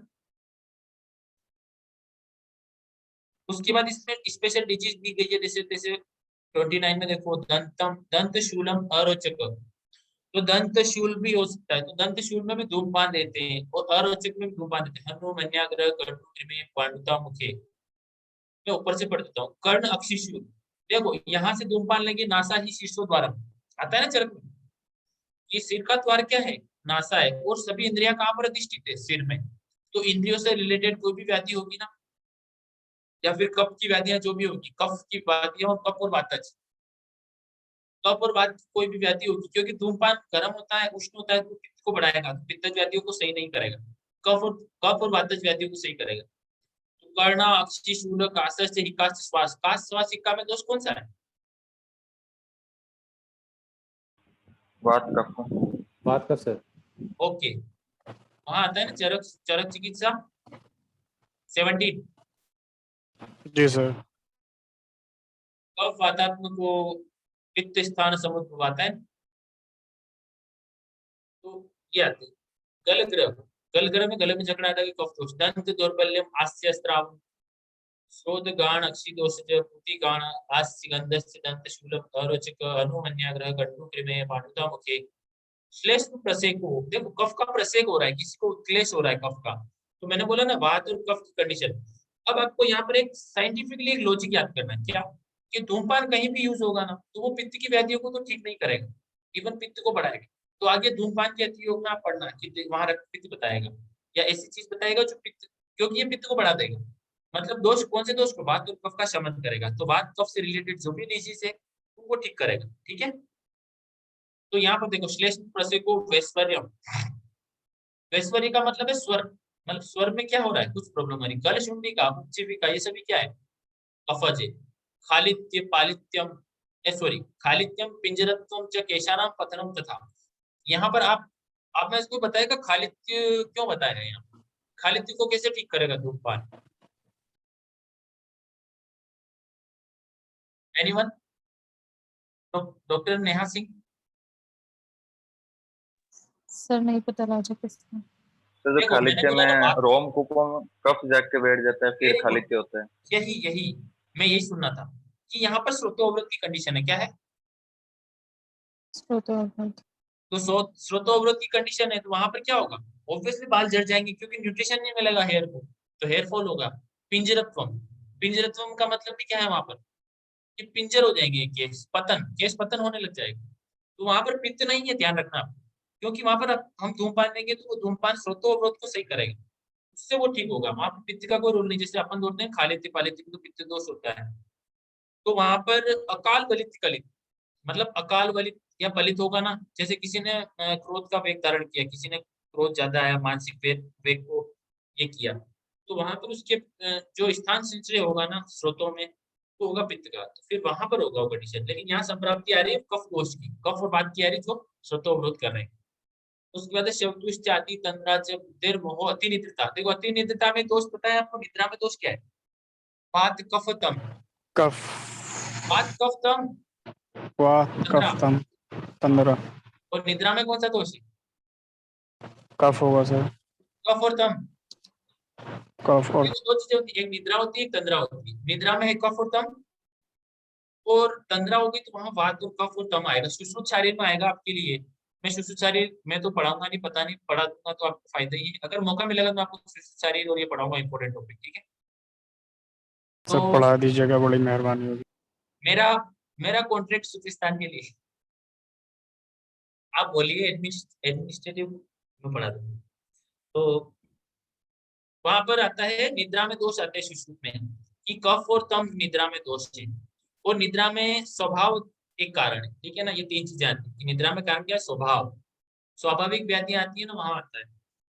तो ये उसके बाद तंद्रा में वात कफ और तम। आप लिख लेना, जो मैं बोल रहा हूँ वो लिख लेना, जो इंपॉर्टेंट है वो बता रहा हूँ मैं, कि ये क्वेश्चन आएगा वात कफ तम में दो, निद्रा में या तंद्रा में दोष कौन से है? तो निद्रा में है कफ तम और तंद्रा में वात कफ तम। उसके बाद देखो उदर्मोह अतिनिद्रता, धूमपानात् प्रशाम्यति बल भवति चादिकम, शिरो रुह कपाल कपालानाम इंद्रियाणाम स्वरस्य न च वात कफात। आगे की लाइन कि वात और कफ वाली व्याधियां नहीं होगी। और बलिनो अपि ऊर्ध्व चतुर्जा, और ऊर्ध्व चतुर का जो भी रोग होंगे उनको ठीक करेगा, और ऊर्ध्व चतुर का जो भी इंद्रियां होंगी उनको बल मिलेगा, ठीक है। धूम वक्त्रस्य पानस्य व्याध्या शिरोगता। और इसका मतलब क्या है यहाँ पर बोल रहा है?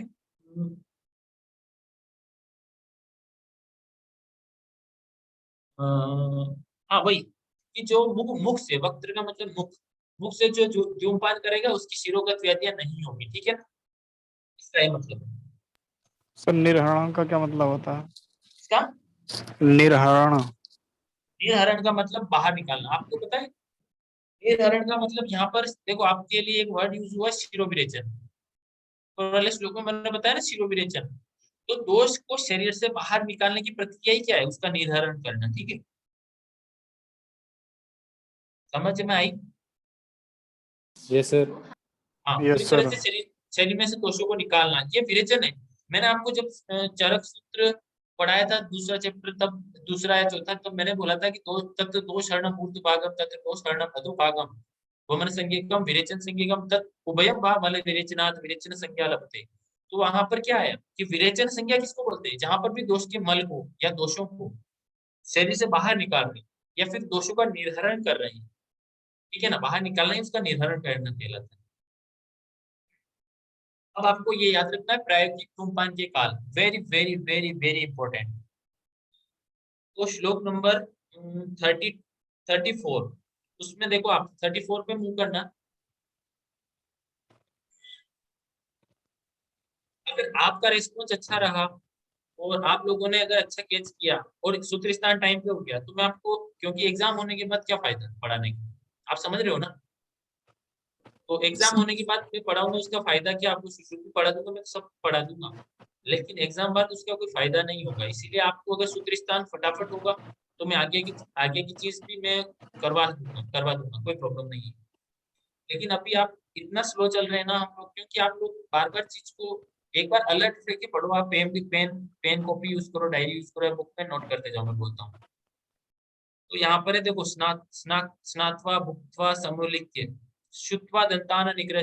जब मैं गोविंद पारिक के दूसरे तीसरे पेज में पढ़ा रहा था तब आया था ये प्रायोगिक धूमपान के काल कितने 8 बताए थे, फिर मैंने ये भी बताया था।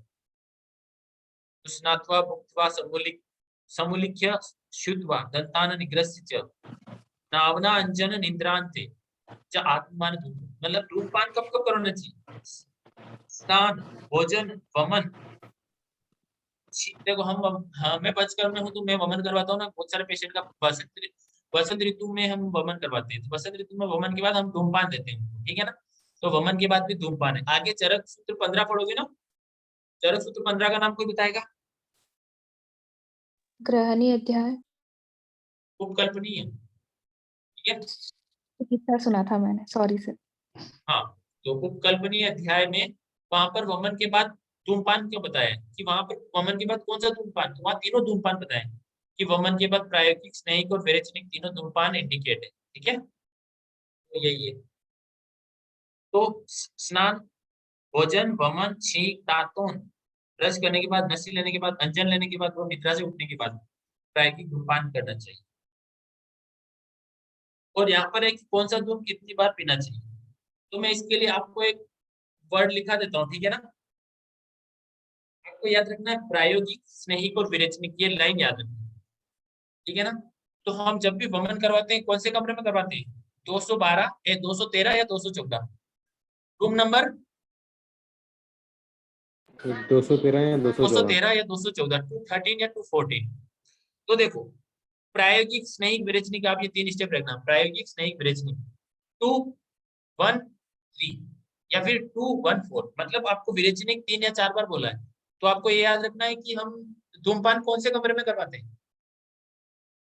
रूम नंबर 213 या 213 या 213 214। 214। याद हो गया? ठीक है, अब मैं सुश्रुत का लिखवाता हूँ कि सुश्रुत में कैसे धूमपान के काल बताएं। तो सुश्रुत की एक ट्रिक है, उसका है विप्रास। बोलो, विप्रास। विप्रास। विप्रास। वी का मतलब विरेचनिक, प्रा का मतलब प्रायोगिक और स का मतलब स्नेहिक। तो विप्रास 3 4 5, क्या 3 4 5 विप्रास। आप लिख लो, आप डायरी में ऊपर लिख लो विप्रास, देखो मैं लिख के दूंगा।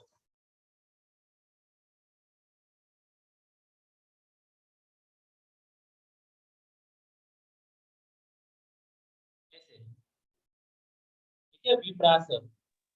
सर चरक का रिपीट कर दो। सुश्रुत के अंदर, सुश्रुत का बता रहा हूँ मैं, ठीक है ना। सुश्रुत में धूमपान के जो काल है ना, कितने काल है, 12 काल है। तो 12 काल में से 3 4 5 ये स्टेप रहेगी। इन 3 4 के लिए क्या आएगा, विप्रास, मतलब विरेचनिक 3 बार, प्रायोगिक 4 बार और स मतलब स्नेहिक 5 बार। ठीक है, अब आया सर समय चरक का रिपीट, हाँ, सर चरक हेलो, का रिपीट कर दो। चरक समझ का, नहीं आया जो आपने नंबर। चरक का रूम नंबर कितना है, 213 या 214, रूम नंबर 213 और 214, उसमें हम धूमपान करवाएंगे। ठीक है ना, उसमें कौन से धूमपान होंगे, 3 धूमपान होंगे, 2 बार प्रायोगिक, ठीक है ना, 1 बार विरेचनिक और सॉरी सॉरी सॉरी, प्रायोगिक 2 बार, स्नेहिक 1 बार और विरेचनिक 3 या 4 बार। ठीक है, ओके सर। अब आया सम्यक धूमपान के लक्षण। तो सम्यक धूमपान के लक्षण में आता है रथ कंठेंद्रिय। देखो, रथ मतलब हृदय, कंठ इंद्रियां, शरीर की सभी इंद्रियां, इनकी शुद्धि हो जाएगी। शुद्धि कैसे होगी, आपको पता है शुद्धि वर्ड किसके लिए आता है, जहां पर भी दोष बाहर आ जाते हैं शरीर से। शुद्धि, लघुत्व में शीर्ष सम, लघुता आ जाएगी और क्या हो जाएगा, जो शरीर के सभी दोष है उनका शमन हो जाएगा या जो सम हो जाएंगे। तो वहां पर आता है ये चीज। तो ये आपको लाइन याद रखनी है, आपको ये लाइन 37 की वेरी वेरी इंपॉर्टेंट। ठीक है ना, 37 श्लोक कौन सा है यार, आगे ले श्लोक प्लीज, 37। हाँ, रथ कंठेंद्रिय संशुद्धि लघुत्वम शीर्ष समा, ये मार्क कर लेना। ठीक है ना, आगे जब आपको चरक सिद्धि एक, चरक सिद्धि एक में भी आप लक्षण पढ़ोगे। आज आप चरक सिद्धि यहाँ लिख लेना, चरक सिद्धि एक में सम्यक, सम्यक नस्य के लक्षण या सम्यक शिरोविरेचन के लक्षण सेम आते हैं। और एक आप लंघन के लक्षण पढ़ोगे, सम्यक लंघन के लक्षण आते हैं चरक सूत्र 22/38। तो चरक सूत्र 22/38 में भी वहां आता है, लेकिन वहां उद्गार आता है। क्या आता है, उद्गार वर्ड आता है। सम्यक लंघन में एक उद्गार वर्ड अलग आता है। तो आपको पहचानना कैसे है कि वो लंघन का है, क्योंकि हम लंघन करते हैं। लंघन में, लंघन का मतलब क्या है, यत किंचित लाघव, यत किंचित देहे लाघव कर्म तत् लंघनम स्मृतम। तो वहां पर उद्गार की शुद्धि हो जाएगी, तो वहां पर शुद्धि उद्गार वर्ड आता है। और यहाँ पर आता है रथ कंठ इंद्रिय संशुद्धि लघुत्तम शीर्ष सम। ठीक है ना, यथे ऋतानाम दोषाणाम सम्यक पीतस्य लक्षणम, सम्यक धूमपान के लक्षण है। ठीक है, अब आपको 38 में देखना है, बादिर्यम आंत्य मुखत्वम, मतलब बादिरी का मतलब क्या है, मैंने बोला ना सभी इंद्रियों को सही करेगा वो। तो सभी इंद्रियों में कर्ण, नेत्र, ठीक है ना, बाधिर आंध्य मुखत्वम,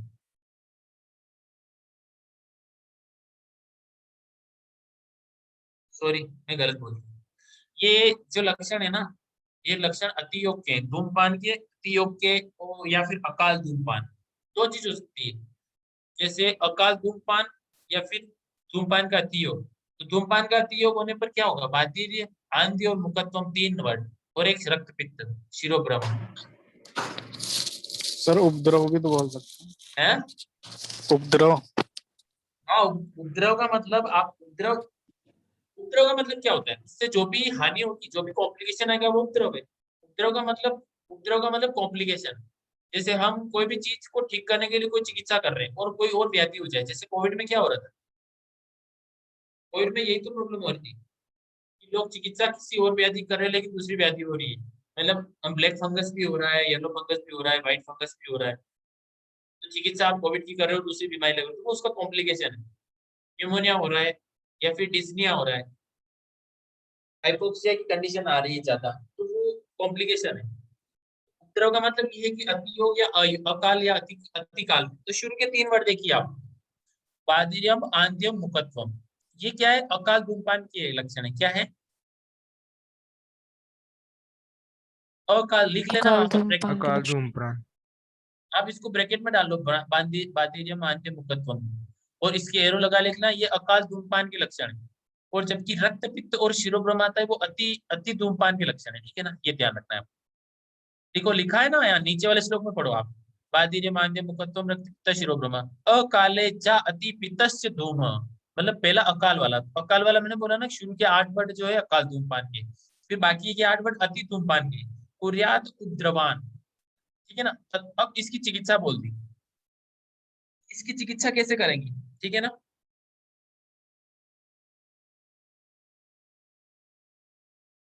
इसकी चिकित्सा करने के लिए हम जो कॉम्प्लिकेशन आ गया उसकी चिकित्सा कैसे करेंगे। तो देखो ग्रंथ क्या है, इसका मतलब क्या है, ऊपर ऊपर जो लक्षण है इसका मतलब क्या है, वहां पित्त का प्रकोप हो गया। क्या हो गया, पित्त का और वात का प्रकोप हो गया। तो पित्त और वात का प्रकोप हो गया, हमको चिकित्सा कैसे करनी चाहिए, पित्तनाशक चिकित्सा। ठीक है, तो इसका मतलब यही आया है कि तत्र इष्ट सर्पिष्ट पानम, नावनम अंजनम तर्पणम। तो नावन अंजन तर्पण लगाना चाहिए। तो ये लाइन आ सकती है कि तत्रेष्ट सर्पिष पाननम, नावनम अंजनम तर्पणम, किसकी चिकित्सा है। आपके ऑप्शन आ सकते हैं चार, कोई भी, अति धूमपान, अकाल धूमपान, या फिर बोल सकता है वो विरेचन का अयोग या नस्य का अयोग, ऐसे कुछ भी पूछ सकता है, आपको चार ऑप्शन कोई भी दे देगा। ठीक है, अब क्या है, अब अगला श्लोक है श्लोक नंबर 41। ये इंपॉर्टेंट नहीं है, बाकी मैं आपको इंपॉर्टेंट ही बताऊंगा। ये देखो, ये लाइन याद रखना पीछे वाली 41, न विरिक्त पिबेद धूमम न करते वस्ति कर्माणी। देखो कितनी अच्छी चीज बोली। अब आप इसको साइंटिफिकली कैसे समझोगे, न विरिक्त मतलब जिसने विरेचन करवाया हो। ठीक है, ये पूरा श्लोक किसके लिए, जिसको धूमपान नहीं करवाना है। धूमपान किसको नहीं करवाना है, जिसमें कौन सी डिजीज हो, पित्त वाली, क्योंकि विरेचन किस दोष की चिकित्सा है, वात और कफ। विरेचन। पित्त। पित्त की पित्त की, पित्त की। तो अब जब हम पित्त दोष की चिकित्सा कर रहे हैं तो पित्त को बढ़ाने वाली चीज नहीं देंगे ना, ऑब्वियसली अंडरस्टूड है ये। तो पित्त बढ़ाने वाली चीज नहीं देंगे, और धूमपान किस दोष को हरण कर रहा है, केवल वात और कफ को। तो हम हमारे यहाँ पर अगर पित्त की कंडीशन है और हमने पित्त दोष का चिकित्सा करी, और हम वापिस अगर धूमपान देंगे तो वो पित्त क्या हो जाएगा, प्रकोपित हो जाएगा। तो यहाँ पर बोला है ना, न विरिक्त पिबेत धूम, जिसने विरेचन करवाया है, मतलब पित्त दोष की चिकित्सा करी है, तो वो धूमपान नहीं ले। इसका मतलब क्या है कि वापिस पित्त को बढ़ाने वाले फैक्टर को आपको नहीं लेना है। न करते वस्ती कर्माणी, जिसने वस्ती ली हो वो भी नहीं ले। ठीक है ना,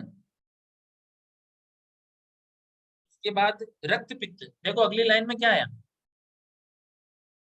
न रक्ति न विषार। देखो विष विष पित्त दोष विष को बढ़ाता है, रक्त पित्त में भी क्या है, पित्त है। न शोच, शोच न च गर्भिणी, गर्भिणी में तो आपको पता है कि बहुत सावधानी रखनी पड़ती है, क्यों, गर्भिणी के अंदर तो बहुत जल्दी कॉम्प्लिकेशन आते हैं, क्योंकि वहां पर आपने थोड़ी सी भी पित्तवर्धक चीज दे दी तो हो सकता है उसको गर्भपात हो जाए या मिसकैरेज हो जाए। ठीक है ना, इसीलिए उसके मना किया है। शोक यहाँ पर है ना, जो सोच लिखा हुआ है ना, आप इसको सही कर लीजिए। सोच नहीं है ये, शोक। शोक, शोक का मतलब दुखी आत्मा, ठीक है ना। कोई भी किसी भी गम में डूबा हुआ हो या दुखी हो, उसको भी धूमपान नहीं करवाना चाहिए। न श्रमे, थका हुआ। न मदे, मद मद मद में भी क्या होता है, जो एल्कोहल यूज करता है वो एल्कोहल पित्त को बढ़ाने वाली होती है, रुक्ष होती है, उष्ण होती है, तीक्ष्ण होती है। न पित्ते न प्रजाग्रह, तो ये सब याद रखना आपको, ठीक है ना। आपको सिंपल समझ में आना चाहिए साइंटिफिक, जहां पर पित्त की अवस्था है वहां पर नहीं देना है धूमपान, ठीक है। तो धूमपान की अयोग्य है। नेक्स्ट श्लोक है 47। 47 47 में बस एक लाइन इंपॉर्टेंट है यहाँ पर, प्रतिलोम वाली। 48 सॉरी, यहाँ पर आपके 48 है, प्रतिलोमम गतो ही आशु दोमस हिंस्यादि चक्षु। मतलब ये बोल रहा है कि आप जब धूमपान लोगे तो उसको क्या करना है, आपको नाक से लेना है और मुख से लेना है। तो नाक से लोगे तो भी मुख से निकालना है, और मुख से लोगे तो भी मुख से निकालना है। क्योंकि वो अगर ऊपर गया, नाक से निकाला और वो ऊपर गया, तो वो नेत्र को क्या करेगा, हानि कर सकता है। क्योंकि मैंने शुरू में बोला था चक्षुष तेजोमय, तो चक्षु तेजोमय होती है, मतलब पित्त का स्थान है। और अगर आपने वहां धूमपान दिया जो कि पित्त को बढ़ाने वाला है, तो वो भी वहां पर क्या करेगा, चक्षु की हानि करेगा, ठीक है। अब आ गया 49। 49 नेक्स्ट। हाँ देखो, चतुर्विष्टिक नेत्र स्व अंगुली भी विरेचने। तो यहाँ पर बोला है चतुर्विष्टि, मतलब 24 अंगुल। क्या बोला है कि 24 अंगुल कौन सी होनी चाहिए, खुद की।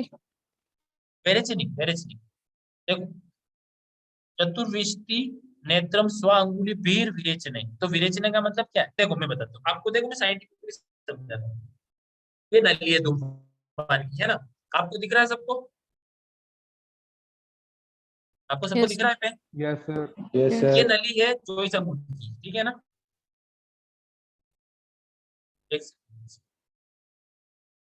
ये 24 अंगुल की लगी, देखो इसके अंदर से धुआं यहाँ से आग लगाई और यहाँ से खींच रहा है, मतलब ये डिस्टेंस कम है। ये डिस्टेंस 24 अंगुल कम है, आगे 36 आएगी, मतलब इसका हाफ और आ जाएगी, तो लंबाई ज्यादा हो जाएगी, ठीक है ना। 32 सॉरी 32, 32 और फिर 36। तो देखो जैसे जैसे लंबाई बढ़ेगी उस धूम की तीक्ष्णता कम होती जाएगी। ये तो आपको पता है ना, समझ में आई। Yes sir. जी सर। जितनी ज्यादा लंबी नली होगी वो गरम गरम धुआं ठंडा होता हुआ आएगा, तो वो क्या कराएगा, केवल प्रायोगिक स्नेहपान होगा, मतलब वहां केवल वो दोष का शमन करेगा। और उससे लंबी होगी तो वो क्या कराएगा, स्नेहपान करवाएगा, मतलब स्नेहन करवाएगा। स्नेही धूम मतलब वो शरीर में स्नेह गुण को बढ़ाएगा, स्नेहांश को बढ़ाएगा। और वेरेचनिक का मतलब इतनी कम लंबाई, तो उसकी तीक्ष्णता इतनी ज्यादा होगी कि वो दोषों को क्या करेगा, बाहर निकाल देगा, ठीक है। समझ में आ गई। प्रायोगिक प्रायोगिक स्नेहिक और विरेचनिक की लंबाई किस साइंटिफिकली लॉजिक से बनाई गई है, समझ में आ गई। जी सर। ओके, किसी को डाउट हो तो पूछना। तो इसलिए बोला है ना कि जैसे चतुर्विष्टि के नेत्र 100 अंगुली, मतलब 24 अंगुल तो विरेचन के लिए। फिर बोला है द्वात्रिंशक। द्वात्रिंशक में 32 अंगुल क्या है, 32 अंगुल किसके लिए, स्नेहिक के लिए, देखो है ना। द्वात्रिंशक अंगुल स्नेह, Explain it in English स्नेह one. स्नेह अंगुल, स्नेह वर्ड आ रहा है ना, तो ये स्नेहिक धूमपान है। तो स्नेहिक धूमपान के लिए 32 अंगुल, ठीक है ना। Hello. Sir, can you explain it in English once? This one now which you are explaining. हाँ yes, I am explaining distance of the धूम नेत्र, धूम नली, ठीक है। धूमवर्ती like that 24 angula. If धूमवर्ती is 24 angul, there are धूम is very hot and sharp, and its तीक्ष्णता is due to धूम तीक्ष्णता, this act on doshas is like विरेचन, ठीक है। मतलब ये विरेचन का कार्य करेगा, ये समझे, understand. Yes, sir. If धूमवर्ती length is short, this act like virechan, and gradually we increase its length like 24, 32, 36. Then 32 is snehic and 36 is prayogic. Understand? Yes, sir. Thank you, sir. Shorter Yes. the length, it is Virechanik. Longer the length, it is Prayogic. Na prayogic is longest. Longest. Then snehic is middle 32। 32. हाँ, तो देखो विरेचनिक it's means you practically think like this is a वर्ती, यहाँ से चलाऊंगा मैं, यहाँ से आग लगाऊंगा, यहाँ से लूंगा, नाक से लूंगा या मुंह से लूंगा, तो ये लंबाई कम है, तो धुआं कितना तीक्ष्ण आएगा, तो मेरी बॉडी में वो सीधा विरेचन करवाएगा दोस्तों का। और ये थोड़ी सी और लंबाई है, इतनी लंबाई से धुआं आ रहा है, ठीक है ना, समझ गए ना, लेंथ का फर्क है, तो उसकी तीक्ष्णता कम हो जाएगी।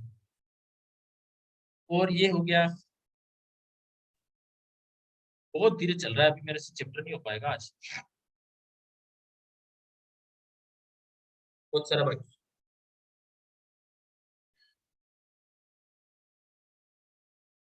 तो इसमें बस ये इंपॉर्टेंट था, इसमें 40 नंबर श्लोक एक इंपॉर्टेंट है, ठीक है ना। यहाँ पर 40 नंबर में क्या बोला है कि ऋजु त्रिकोश फलितम। ऋजु, ऋजु का मतलब क्या है, सीधा। सर 40 या 50? हाँ सॉरी 50, सॉरी माय मिस्टेक, 50। इसमें बोला ऋजु, ऋजु का मतलब धूम नेत्र कैसा होना चाहिए, या धूमवर्ती किसी होनी चाहिए, सीधी, टेढ़ी मेढ़ी होगी तो नहीं चलेगी। त्रिकोश, त्रिकोश का मतलब 3 लेयर, 3 लेयर होती है उसमें, त्रिकोश होती है। त्रिकोश फलितम कोलास्त्री अग्र प्रमाणित, कोलास्त्री मतलब, कोल का मतलब किसका पर्याय, मदर, बेर का, तो बेर की गुठली जितना उसका अग्र प्रमाण होना चाहिए, ये ध्यान रखना है आपको। सिंपल ये याद रखना है, त्रिकोश फलितम ऋजु कोलास्त्री प्रमाण। मैं आपको क्वेश्चन कैसे आएगा मैं वो बता देता हूँ, ठीक है ना। निम्न में से धूमवर्ती के लिए असत्य है, ऐसे आएगा, या फिर सत्य है। तो असत्य के लिए क्या आएगा, जैसे आपको 3 ऑप्शन दे दिए, ऋजु, चतुर्कोश फलितम, या कोल प्रमाण, कोल अग्र प्रमाण, या कोलास्ती अग्र प्रमाण। आपको कंफ्यूज करने के लिए वो कोल प्रमाण भी दे सकता है, कोलास्ती भी दे सकता है, और ऋजु की जगह अऋजु भी दे सकता है, लेकिन आप वहां पकड़ ही नहीं पाओगे अऋजु है या नहीं है। इवन मैंने खुद क्वेश्चन गलत किया है, बहुत बार टेस्ट में मैंने क्वेश्चन ये वाला गलत किया है कि मैं अऋजु पे ध्यान नहीं देता हूँ, या फिर कोलास्ती पे ध्यान नहीं देता हूँ, हम तो सिर्फ कोल पढ़ के आगे बढ़ जाते हैं, टिक लगा देते हैं। तो ये आपको ध्यान रखना है, ठीक है, क्वेश्चन ऐसे आएगा बस। अब श्लोक नंबर 57, 57 ये इतना इंपॉर्टेंट नहीं है, इसलिए मैं जो श्लोक पढ़ा रहा हूँ वो इंपॉर्टेंट है, वही पढ़ना है आपको, ठीक है ना, वो मार्क करना है। देखो 57 में ये बोला नस्सी का काल, this is very important question, यहाँ से बहुत इंपॉर्टेंट क्वेश्चन बनता है आगे, जहां पे भी नस्सी का बनाने का, because this is part of panchakarma, this is also part of दिनचर्या एंड आल्सो इज ऋतुचर्या, ठीक है ना। तो प्रावर्त शरद वसंत, देखो यहाँ पर ग्रीष्म ऋतु नहीं आई है, वर्षा नहीं आई है, दिस इज स्पेसिफाई, यहाँ पर प्रावर्त बोला है, प्रावर्त शरद वसंतेषु कद मेके नभस्तले नस्य कर्म यथा कालम यो यथोक्तम निषेध। आपको ये ध्यान रखना है हिंदी में कि नस्य किस किस ऋतु में बताया है, बस आप ये ध्यान रखना है। तो नस्य का काल क्या क्या है, प्रावर्त शरद वसंत। देखो ये साधारण ऋतु है तीनों, समझ में आया। सर प्रावर्त को और क्या वर्षा भी बोलते हैं क्या? नहीं नहीं नहीं नहीं नहीं, जब हम साधारण महीनों की बात करते हैं तो साधारण महीनों में वर्षा आ जाती है, ठीक है ना। लेकिन जब प्रावर्त की बात करते हैं तो वहां पर संशोधन के परिप्रेक्ष्य में प्रावर्त ऋतु बताई गई आचार्यों ने, ठीक है। तो जब हम 2-2 महीने पढ़ते हैं ना, हर ऋतु के 2-2 महीने पढ़ते हैं, चैत्र वैशाख श्रावण आषाढ़, तो वहां पर 1 महीना ऊपर का और 1 महीना पीछे का चेंज हो जाता है, ठीक है ना। तो जो आषाढ़ और श्रावण महीना है ना, वो प्रावर्त ऋतु में आता है, जबकि नॉर्मल अगर हम वो पढ़ते हैं, नॉर्मल ऋतु में पढ़ते हैं तो उसमें है ना ज्येष्ठ और आषाढ़ महीना, ऐसे होती है, मेरे को याद नहीं आ रहा, मैं बाद में बताऊंगा आपको, ठीक है ना।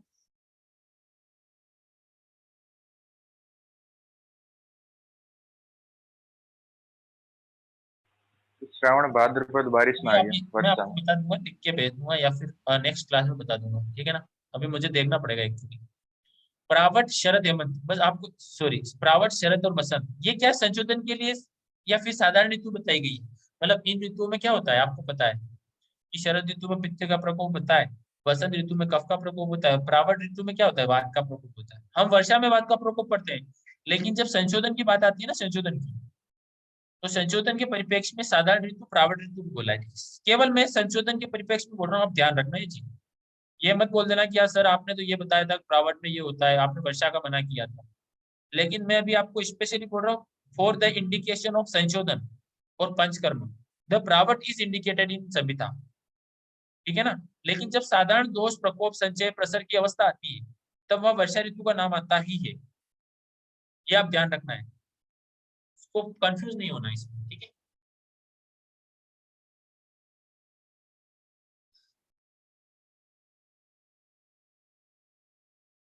तो ये आ गया। अब आ गया 59। तो देखो 59 में पढ़ो, न केशा प्रमुच्यते वर्तते च विशेषवत्। मतलब केश क्या, नस्य करने से क्या होगा, नस्य से क्या होगा, स्नेहन होगा सिर का, और सिर की इंद्रियों का स्नेहन होगा। तो केश पता नहीं होगा, तो न केशा प्रमुच्यते, क्योंकि नासा ही शीर्षोद्वार माप करता है। प्रमुच्यते वर्धते, और बाल अच्छे से बढ़ेंगे।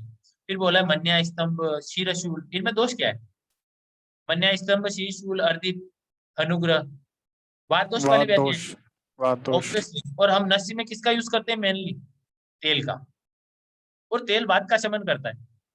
अब आया देखो, पीन पीनसा अर्धाव भेदो च शिरः कंपश्च शाम्य।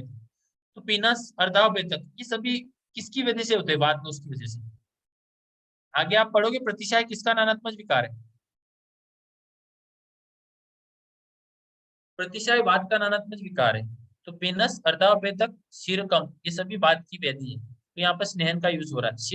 सिरा सिर कपाला नाम सदैव स्नायु गंडा, ये सभी का स्नेहन करेगा, ठीक है ना। तो ये ध्यान रखना है। और ये 62 का इंपॉर्टेंट है, 62 की second line is very very important. न च अस्या रोगा सहसा, तो देख कौन से, भवती ऊर्ध्व जत्रुजा, मतलब सहसा है ना, ऊर्ध्व जत्रुगत रोग होने की संभावना नहीं रहेगी, ये ध्यान रखना है। तो ये पूछेगा न च अस्या रोगा सहसा भवती ऊर्ध्व जत्रुजा। तो ये लाइन किसके लिए आती है, वहां धूमपान ऑप्शन हो सकता है, या फिर ऐसे भी हो सकता है कि नेत्र तर्पण हो सकता है, नस्य हो सकता है, ये इनमें से कुछ भी पूछ सकते हैं। या जीर्यते जीर्यत उत्तमांगेषु जरा न लभते बलम, इसका मतलब ये है कि बुढ़ापा देरी से आएगा और चेहरे पर जो एजिंग प्रोसेस है वो कम दिखेगी, ठीक है ना। नस्य का ये फायदा है, मतलब उसके चेहरे की कांति, उसके चेहरे की स्किन की लस्टरनेस अच्छे से बनी रहेगी, शाइनिंग होगी। तो ये नस्य के लिए बताया है। तो अणु तेल का वर्णन आता है, नेक्स्ट लेना।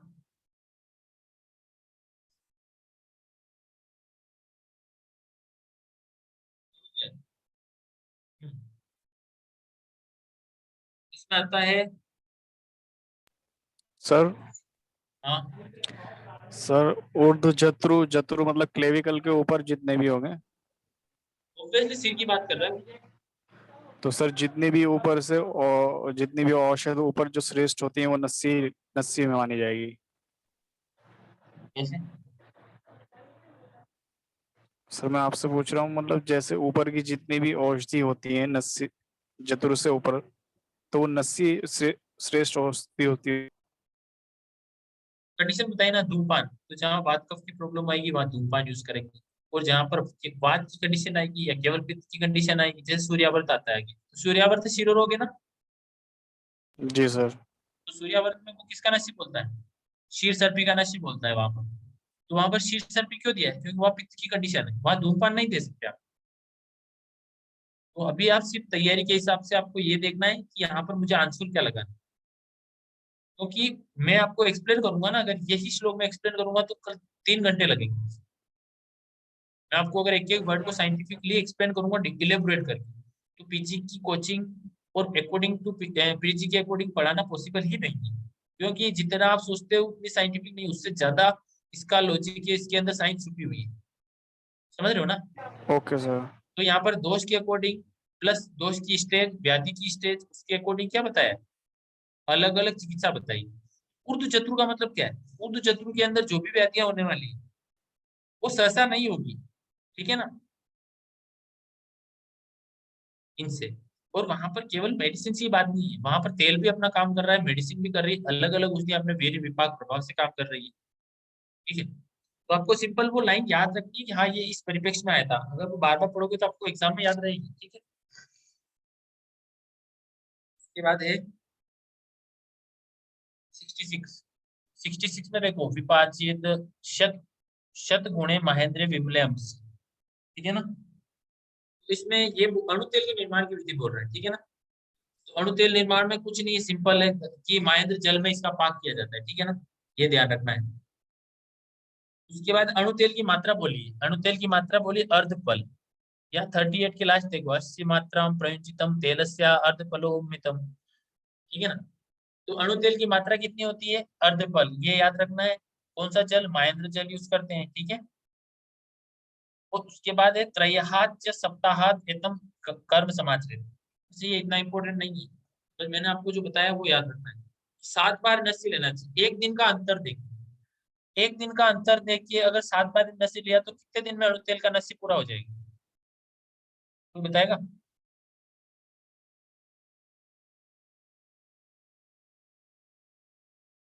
प्रतिदिन 3-3 बार। 13 सर। देखो किसी ने एक एक दिन का गैप दिया और 7 बार लेना है उसको, 7 दिन तक लेना है। 7 दिन का मतलब लगातार 7 दिन नहीं, एक एक दिन का गैप देखिए, तो 13वें दिन पूरा हो जाएगा ना, यस सर। समझ में आई। आज चालू किया, उसके बाद एक दिन का गैप दिया, फिर अगले दिन चालू किया, तो वो 13 डे पे खत्म हो जाएगा अणु तेल, आधा पल, अंडरस्टैंड। अर्धफल मतलब सर 2 तोला। Yes yes,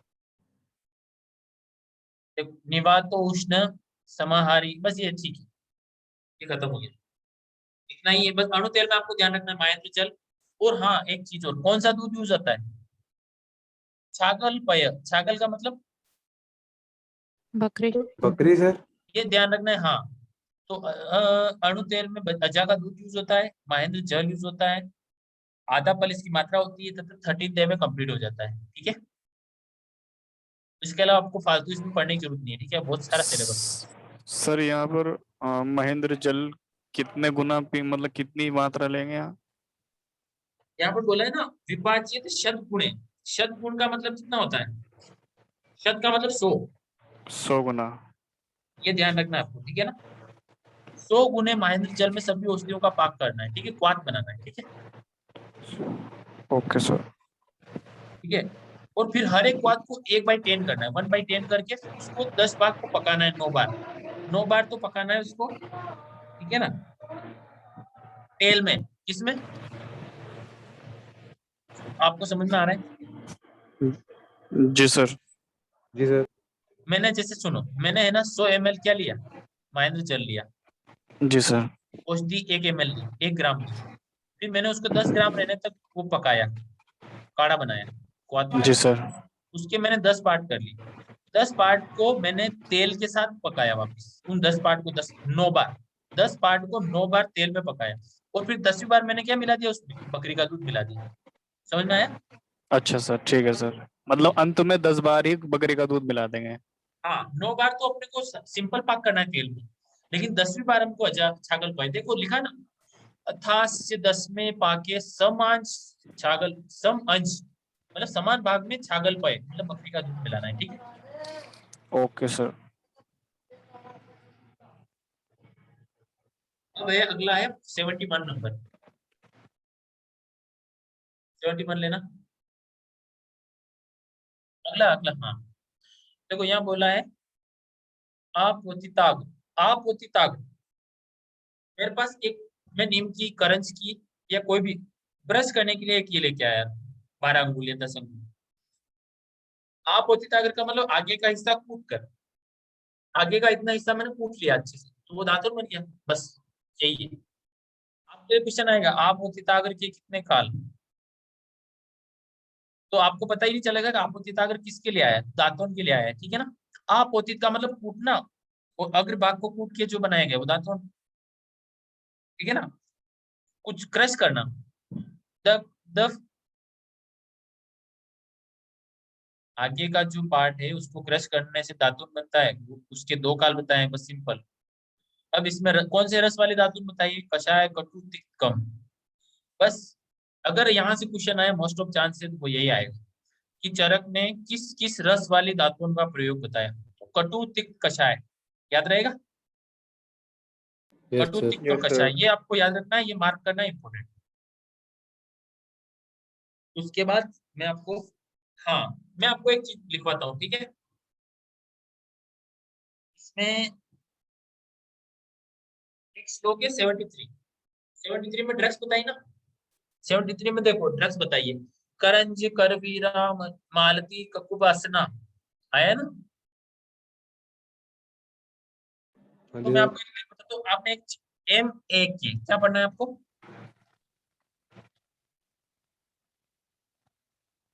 MAK sir. MAK मतलब तिक्त, कषाय और कटु। एक ऊपर कौन सा वर्ड आया? कटु तिक्त कषाय आया ना। तो मैं आपको एक चीज बताता हूँ, मेक, MAK। एम से मेक मतलब एम वाले जो भी ड्रग्स होंगे वो आ जाएगी। एम में क्या आ रहा है? मदार मालती आ रहा है। मदार मालती आ रहा है। Yes sir. मदार किसका पर्याय? अर्क का। तो आपको अर्क याद नहीं रखना है। मदार मालती। ए से अर्जुन असन। कुकुब किसका पर्याय है? अर्जुन का। ककुब अर्जुन का पर्याय है। असन, तो अर्जुन असन ए से हो गया, मदार मालती एम से हो गया, और के से करंज करवीर हो गया। तो MAK। करंज करवीर कौन सा रस? कटु रस। ठीक है। मदार मालती तिक्त रस, और अर्जुन और असन कषाय रस। ठीक है, ये याद रखना है। मैं आपको ये भेज देता हूँ, ग्रुप में भेज रहा हूँ। ठीक सर करवीर और खादिर अलग अलग है क्या? है, बिल्कुल। कदीर तो आपको अलग ही प्लांट बताया ना। करवीर तो नीरियम इंडिकम। कदीर बॉटनिक, करवीर बॉटनिकल है nerium indicum, and khadir is acacia catechu. करंज पोंगेमे पिनाटा। अर्क कैलोट्रोपिस प्रोसेरा। मालती चमेली। चमेली का क्या है? Jasminum officinale. ककुब अर्जुन, अर्जुना टर्मिनेलिया अर्जुना। असन, असन किसका पर्याय? विजय सार। किसका? विजय सार, टेरोकार्पस मार्शुपियम। तो ये ड्रग्स है। ठीक है, मैं आपको ये भेज रहा हूँ, आपको आप देखना। ठीक है,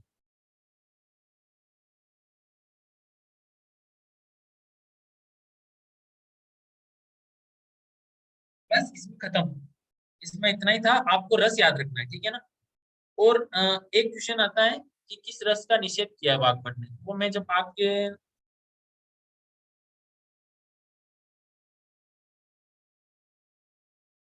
बाद में बताऊंगा, ये अभी इम्पोर्टेंट नहीं है। अब आपको याद करना है जीवा निर्लेखन।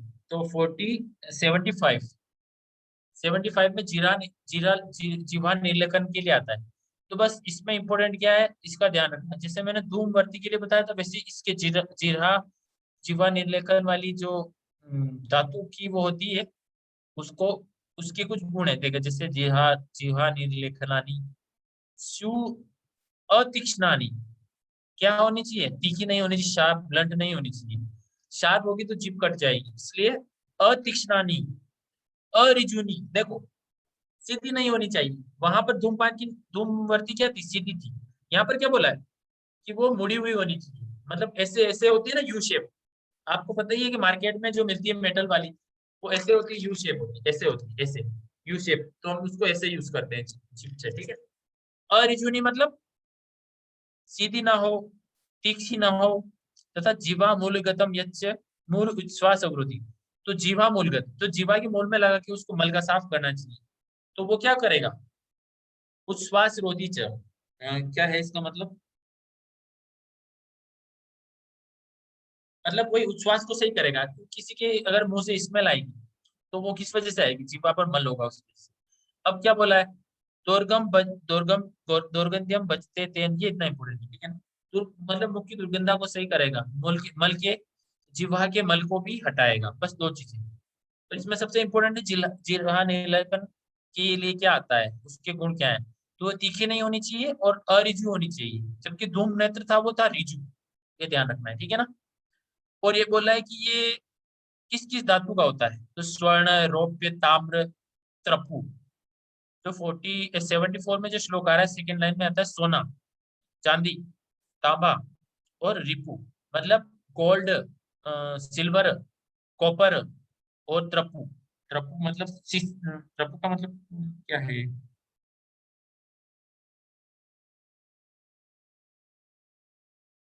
रांगा पीतल, ब्रास।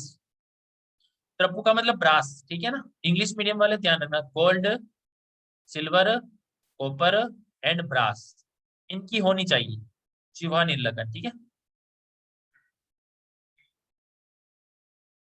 उसके बाद अब आपको नेक्स्ट श्लोक,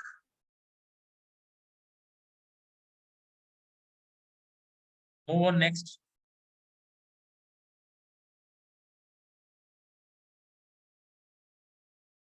यहाँ पर आपको श्लोक नंबर 77 में देखो, जाति कटुक पुगानाम लवंगस्य फलानि च कंकोलस्य फलम पत्रम तांबूलस्य शुभम तथा तथा कर्पूर निर्यास सुस्मेलाया फलानि, मतलब कोई भी पान के लिए बोला है, मतलब मुख में सुगंधित द्रव्यों का धारण। तो सुगंधित द्रव्य धारण करने के लिए कंडीशन बताई उसने कि ये चीजें डाल के तांबुल के पत्र में लेके खाना चाहिए। तो जाति फल कटुक उगाना, मतलब जाति फल, पूक फल, लवंग फल, मतलब तीन तीन ये आ रहे हैं। आपको पता है लवंग का फल यूज होता है क्या? लवंग का प्रयोजन क्या है?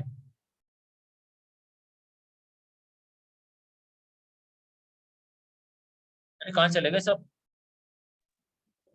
सर उसकी लवंग इन्फ्लोरेसेंस स्टाक से, होती है मेरे ख्याल flower stock,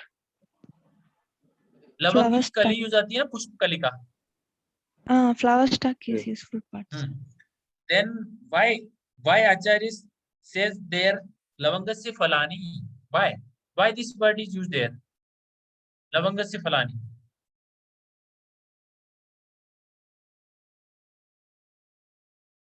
Because the all drugs are used as a फल, but लवंग is a पुष्प।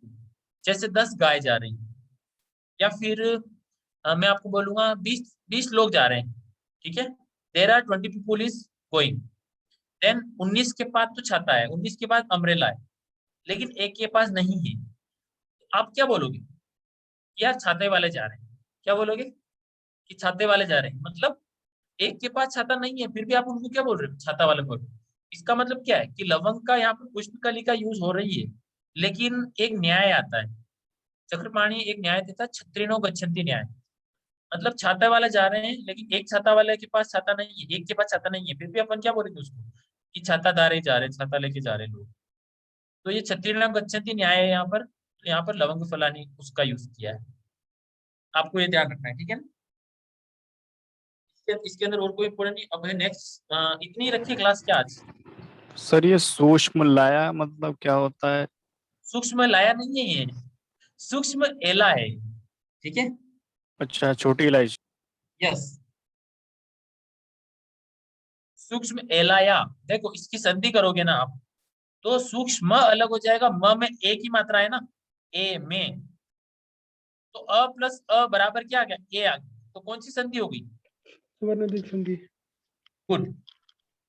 तो ये संधि है, आपको संधि बताओ, सूक्ष्म प्लस एलाया, ठीक है। अंडरस्टैंड? Yes sir. तो आज और कंटिन्यू करना है या फिर खत्म करें? बस सर बहुत है आज। कंटिन्यू करो सर। हैं? बस सर। कर देते हैं। बस सर। कंटिन्यू। बहुत है सर, बहुत है। अरे यार आप थोड़ा रेस्पॉन्स लेट करते हो, वरना मैं जल्दी निपटा दूं इससे, क्योंकि अगर चैप्टर आपको का आगे डिफरेंट शुरू और ये पढ़ना है ना, तो या तो फिर बीच में क्लास मुझे एक्स्ट्रा लेनी पड़ेगी एक वीक में। मैं देखता हूँ, ठीक है। अगर मेरे शेड्यूल जिस टाइम नहीं होगा उस टाइम में आपकी क्लास अलग से ले लूंगा, तो इससे जी क्या सर। सुपरिस्तान जल्दी हो जाएगा। क्योंकि मेरे को क्या है ना कि ये इसी तरह से पढ़ाना पड़ेगा, तभी आपको एग्जाम में क्वेश्चन इजीली कर पाओगे, और क्वेश्चन प्रैक्टिस करते टाइम आपको अच्छे से स्ट्राइक करेगा माइंड में। जी सर। अभी कंटिन्यू करूँ? कौन बोल रहा है ये? VH2 मी VH? सर बस आज रहने दीजिए। कोई बात नहीं, ठीक है। हाँ कल करेंगे, कोई प्रॉब्लम नहीं। आप बैक का रिवाइज करिए, अभी कोई प्रॉब्लम नहीं है। जो ये शायद यूजी वाले हैं, तो यूजी वालों को तो मैं अगले साल भी पढ़ा दूंगा, क्या प्रॉब्लम है। यूजी वालों का तो अभी एग्जाम भी नहीं है, मैं आपको समझा दूंगा। इवन मैं आपको बीच में कभी क्लास एक्स्ट्रा लेनी पड़ी मैं लेके आपको करूंगा, ठीक है। इवन आपके इंपोर्टेंट टॉपिक है वो मिस नहीं होने चाहिए मेरे हिसाब से, क्योंकि हमको अभी निशाना वही मारना है जैसे एक पेड़ है, एक पेड़ पे फल लगे हुए हैं। लेकिन आप उसी गुच्छे पे पत्थर मारोगे ना, उसी गुच्छे पे पत्थर मारोगे जहां पर फल ज्यादा लग रहे हो, ठीक है ना, तो उससे क्या होगा, आपको फल ज्यादा मिलेगा। इसी तरह से एग्जाम का क्या है कि आपके पास पूरी आयुर्वेद है, पूरी आयुर्वेद में आप उस जगह ज्यादा स्ट्राइक करो ना, उस जगह ज्यादा कोशिश करो जहां से क्वेश्चन ज्यादा आ सके। कम कम चीज पढ़े और ज्यादा क्वेश्चन हम कर पाए एग्जाम में, और हमारी रैंक अच्छी आ पाए। हमको तो सिलेक्शन और रैंक से मतलब है, तो आप मेहनत वहां करिए। तो उसी हिसाब से मैं आपको टॉपिक बताता रहूंगा और करते रहेंगे आप, ठीक है। जी sir, thank you sir. Good night. जी sir. Good night sir. Thank you. Thank sir. you. Sir, thank you sir.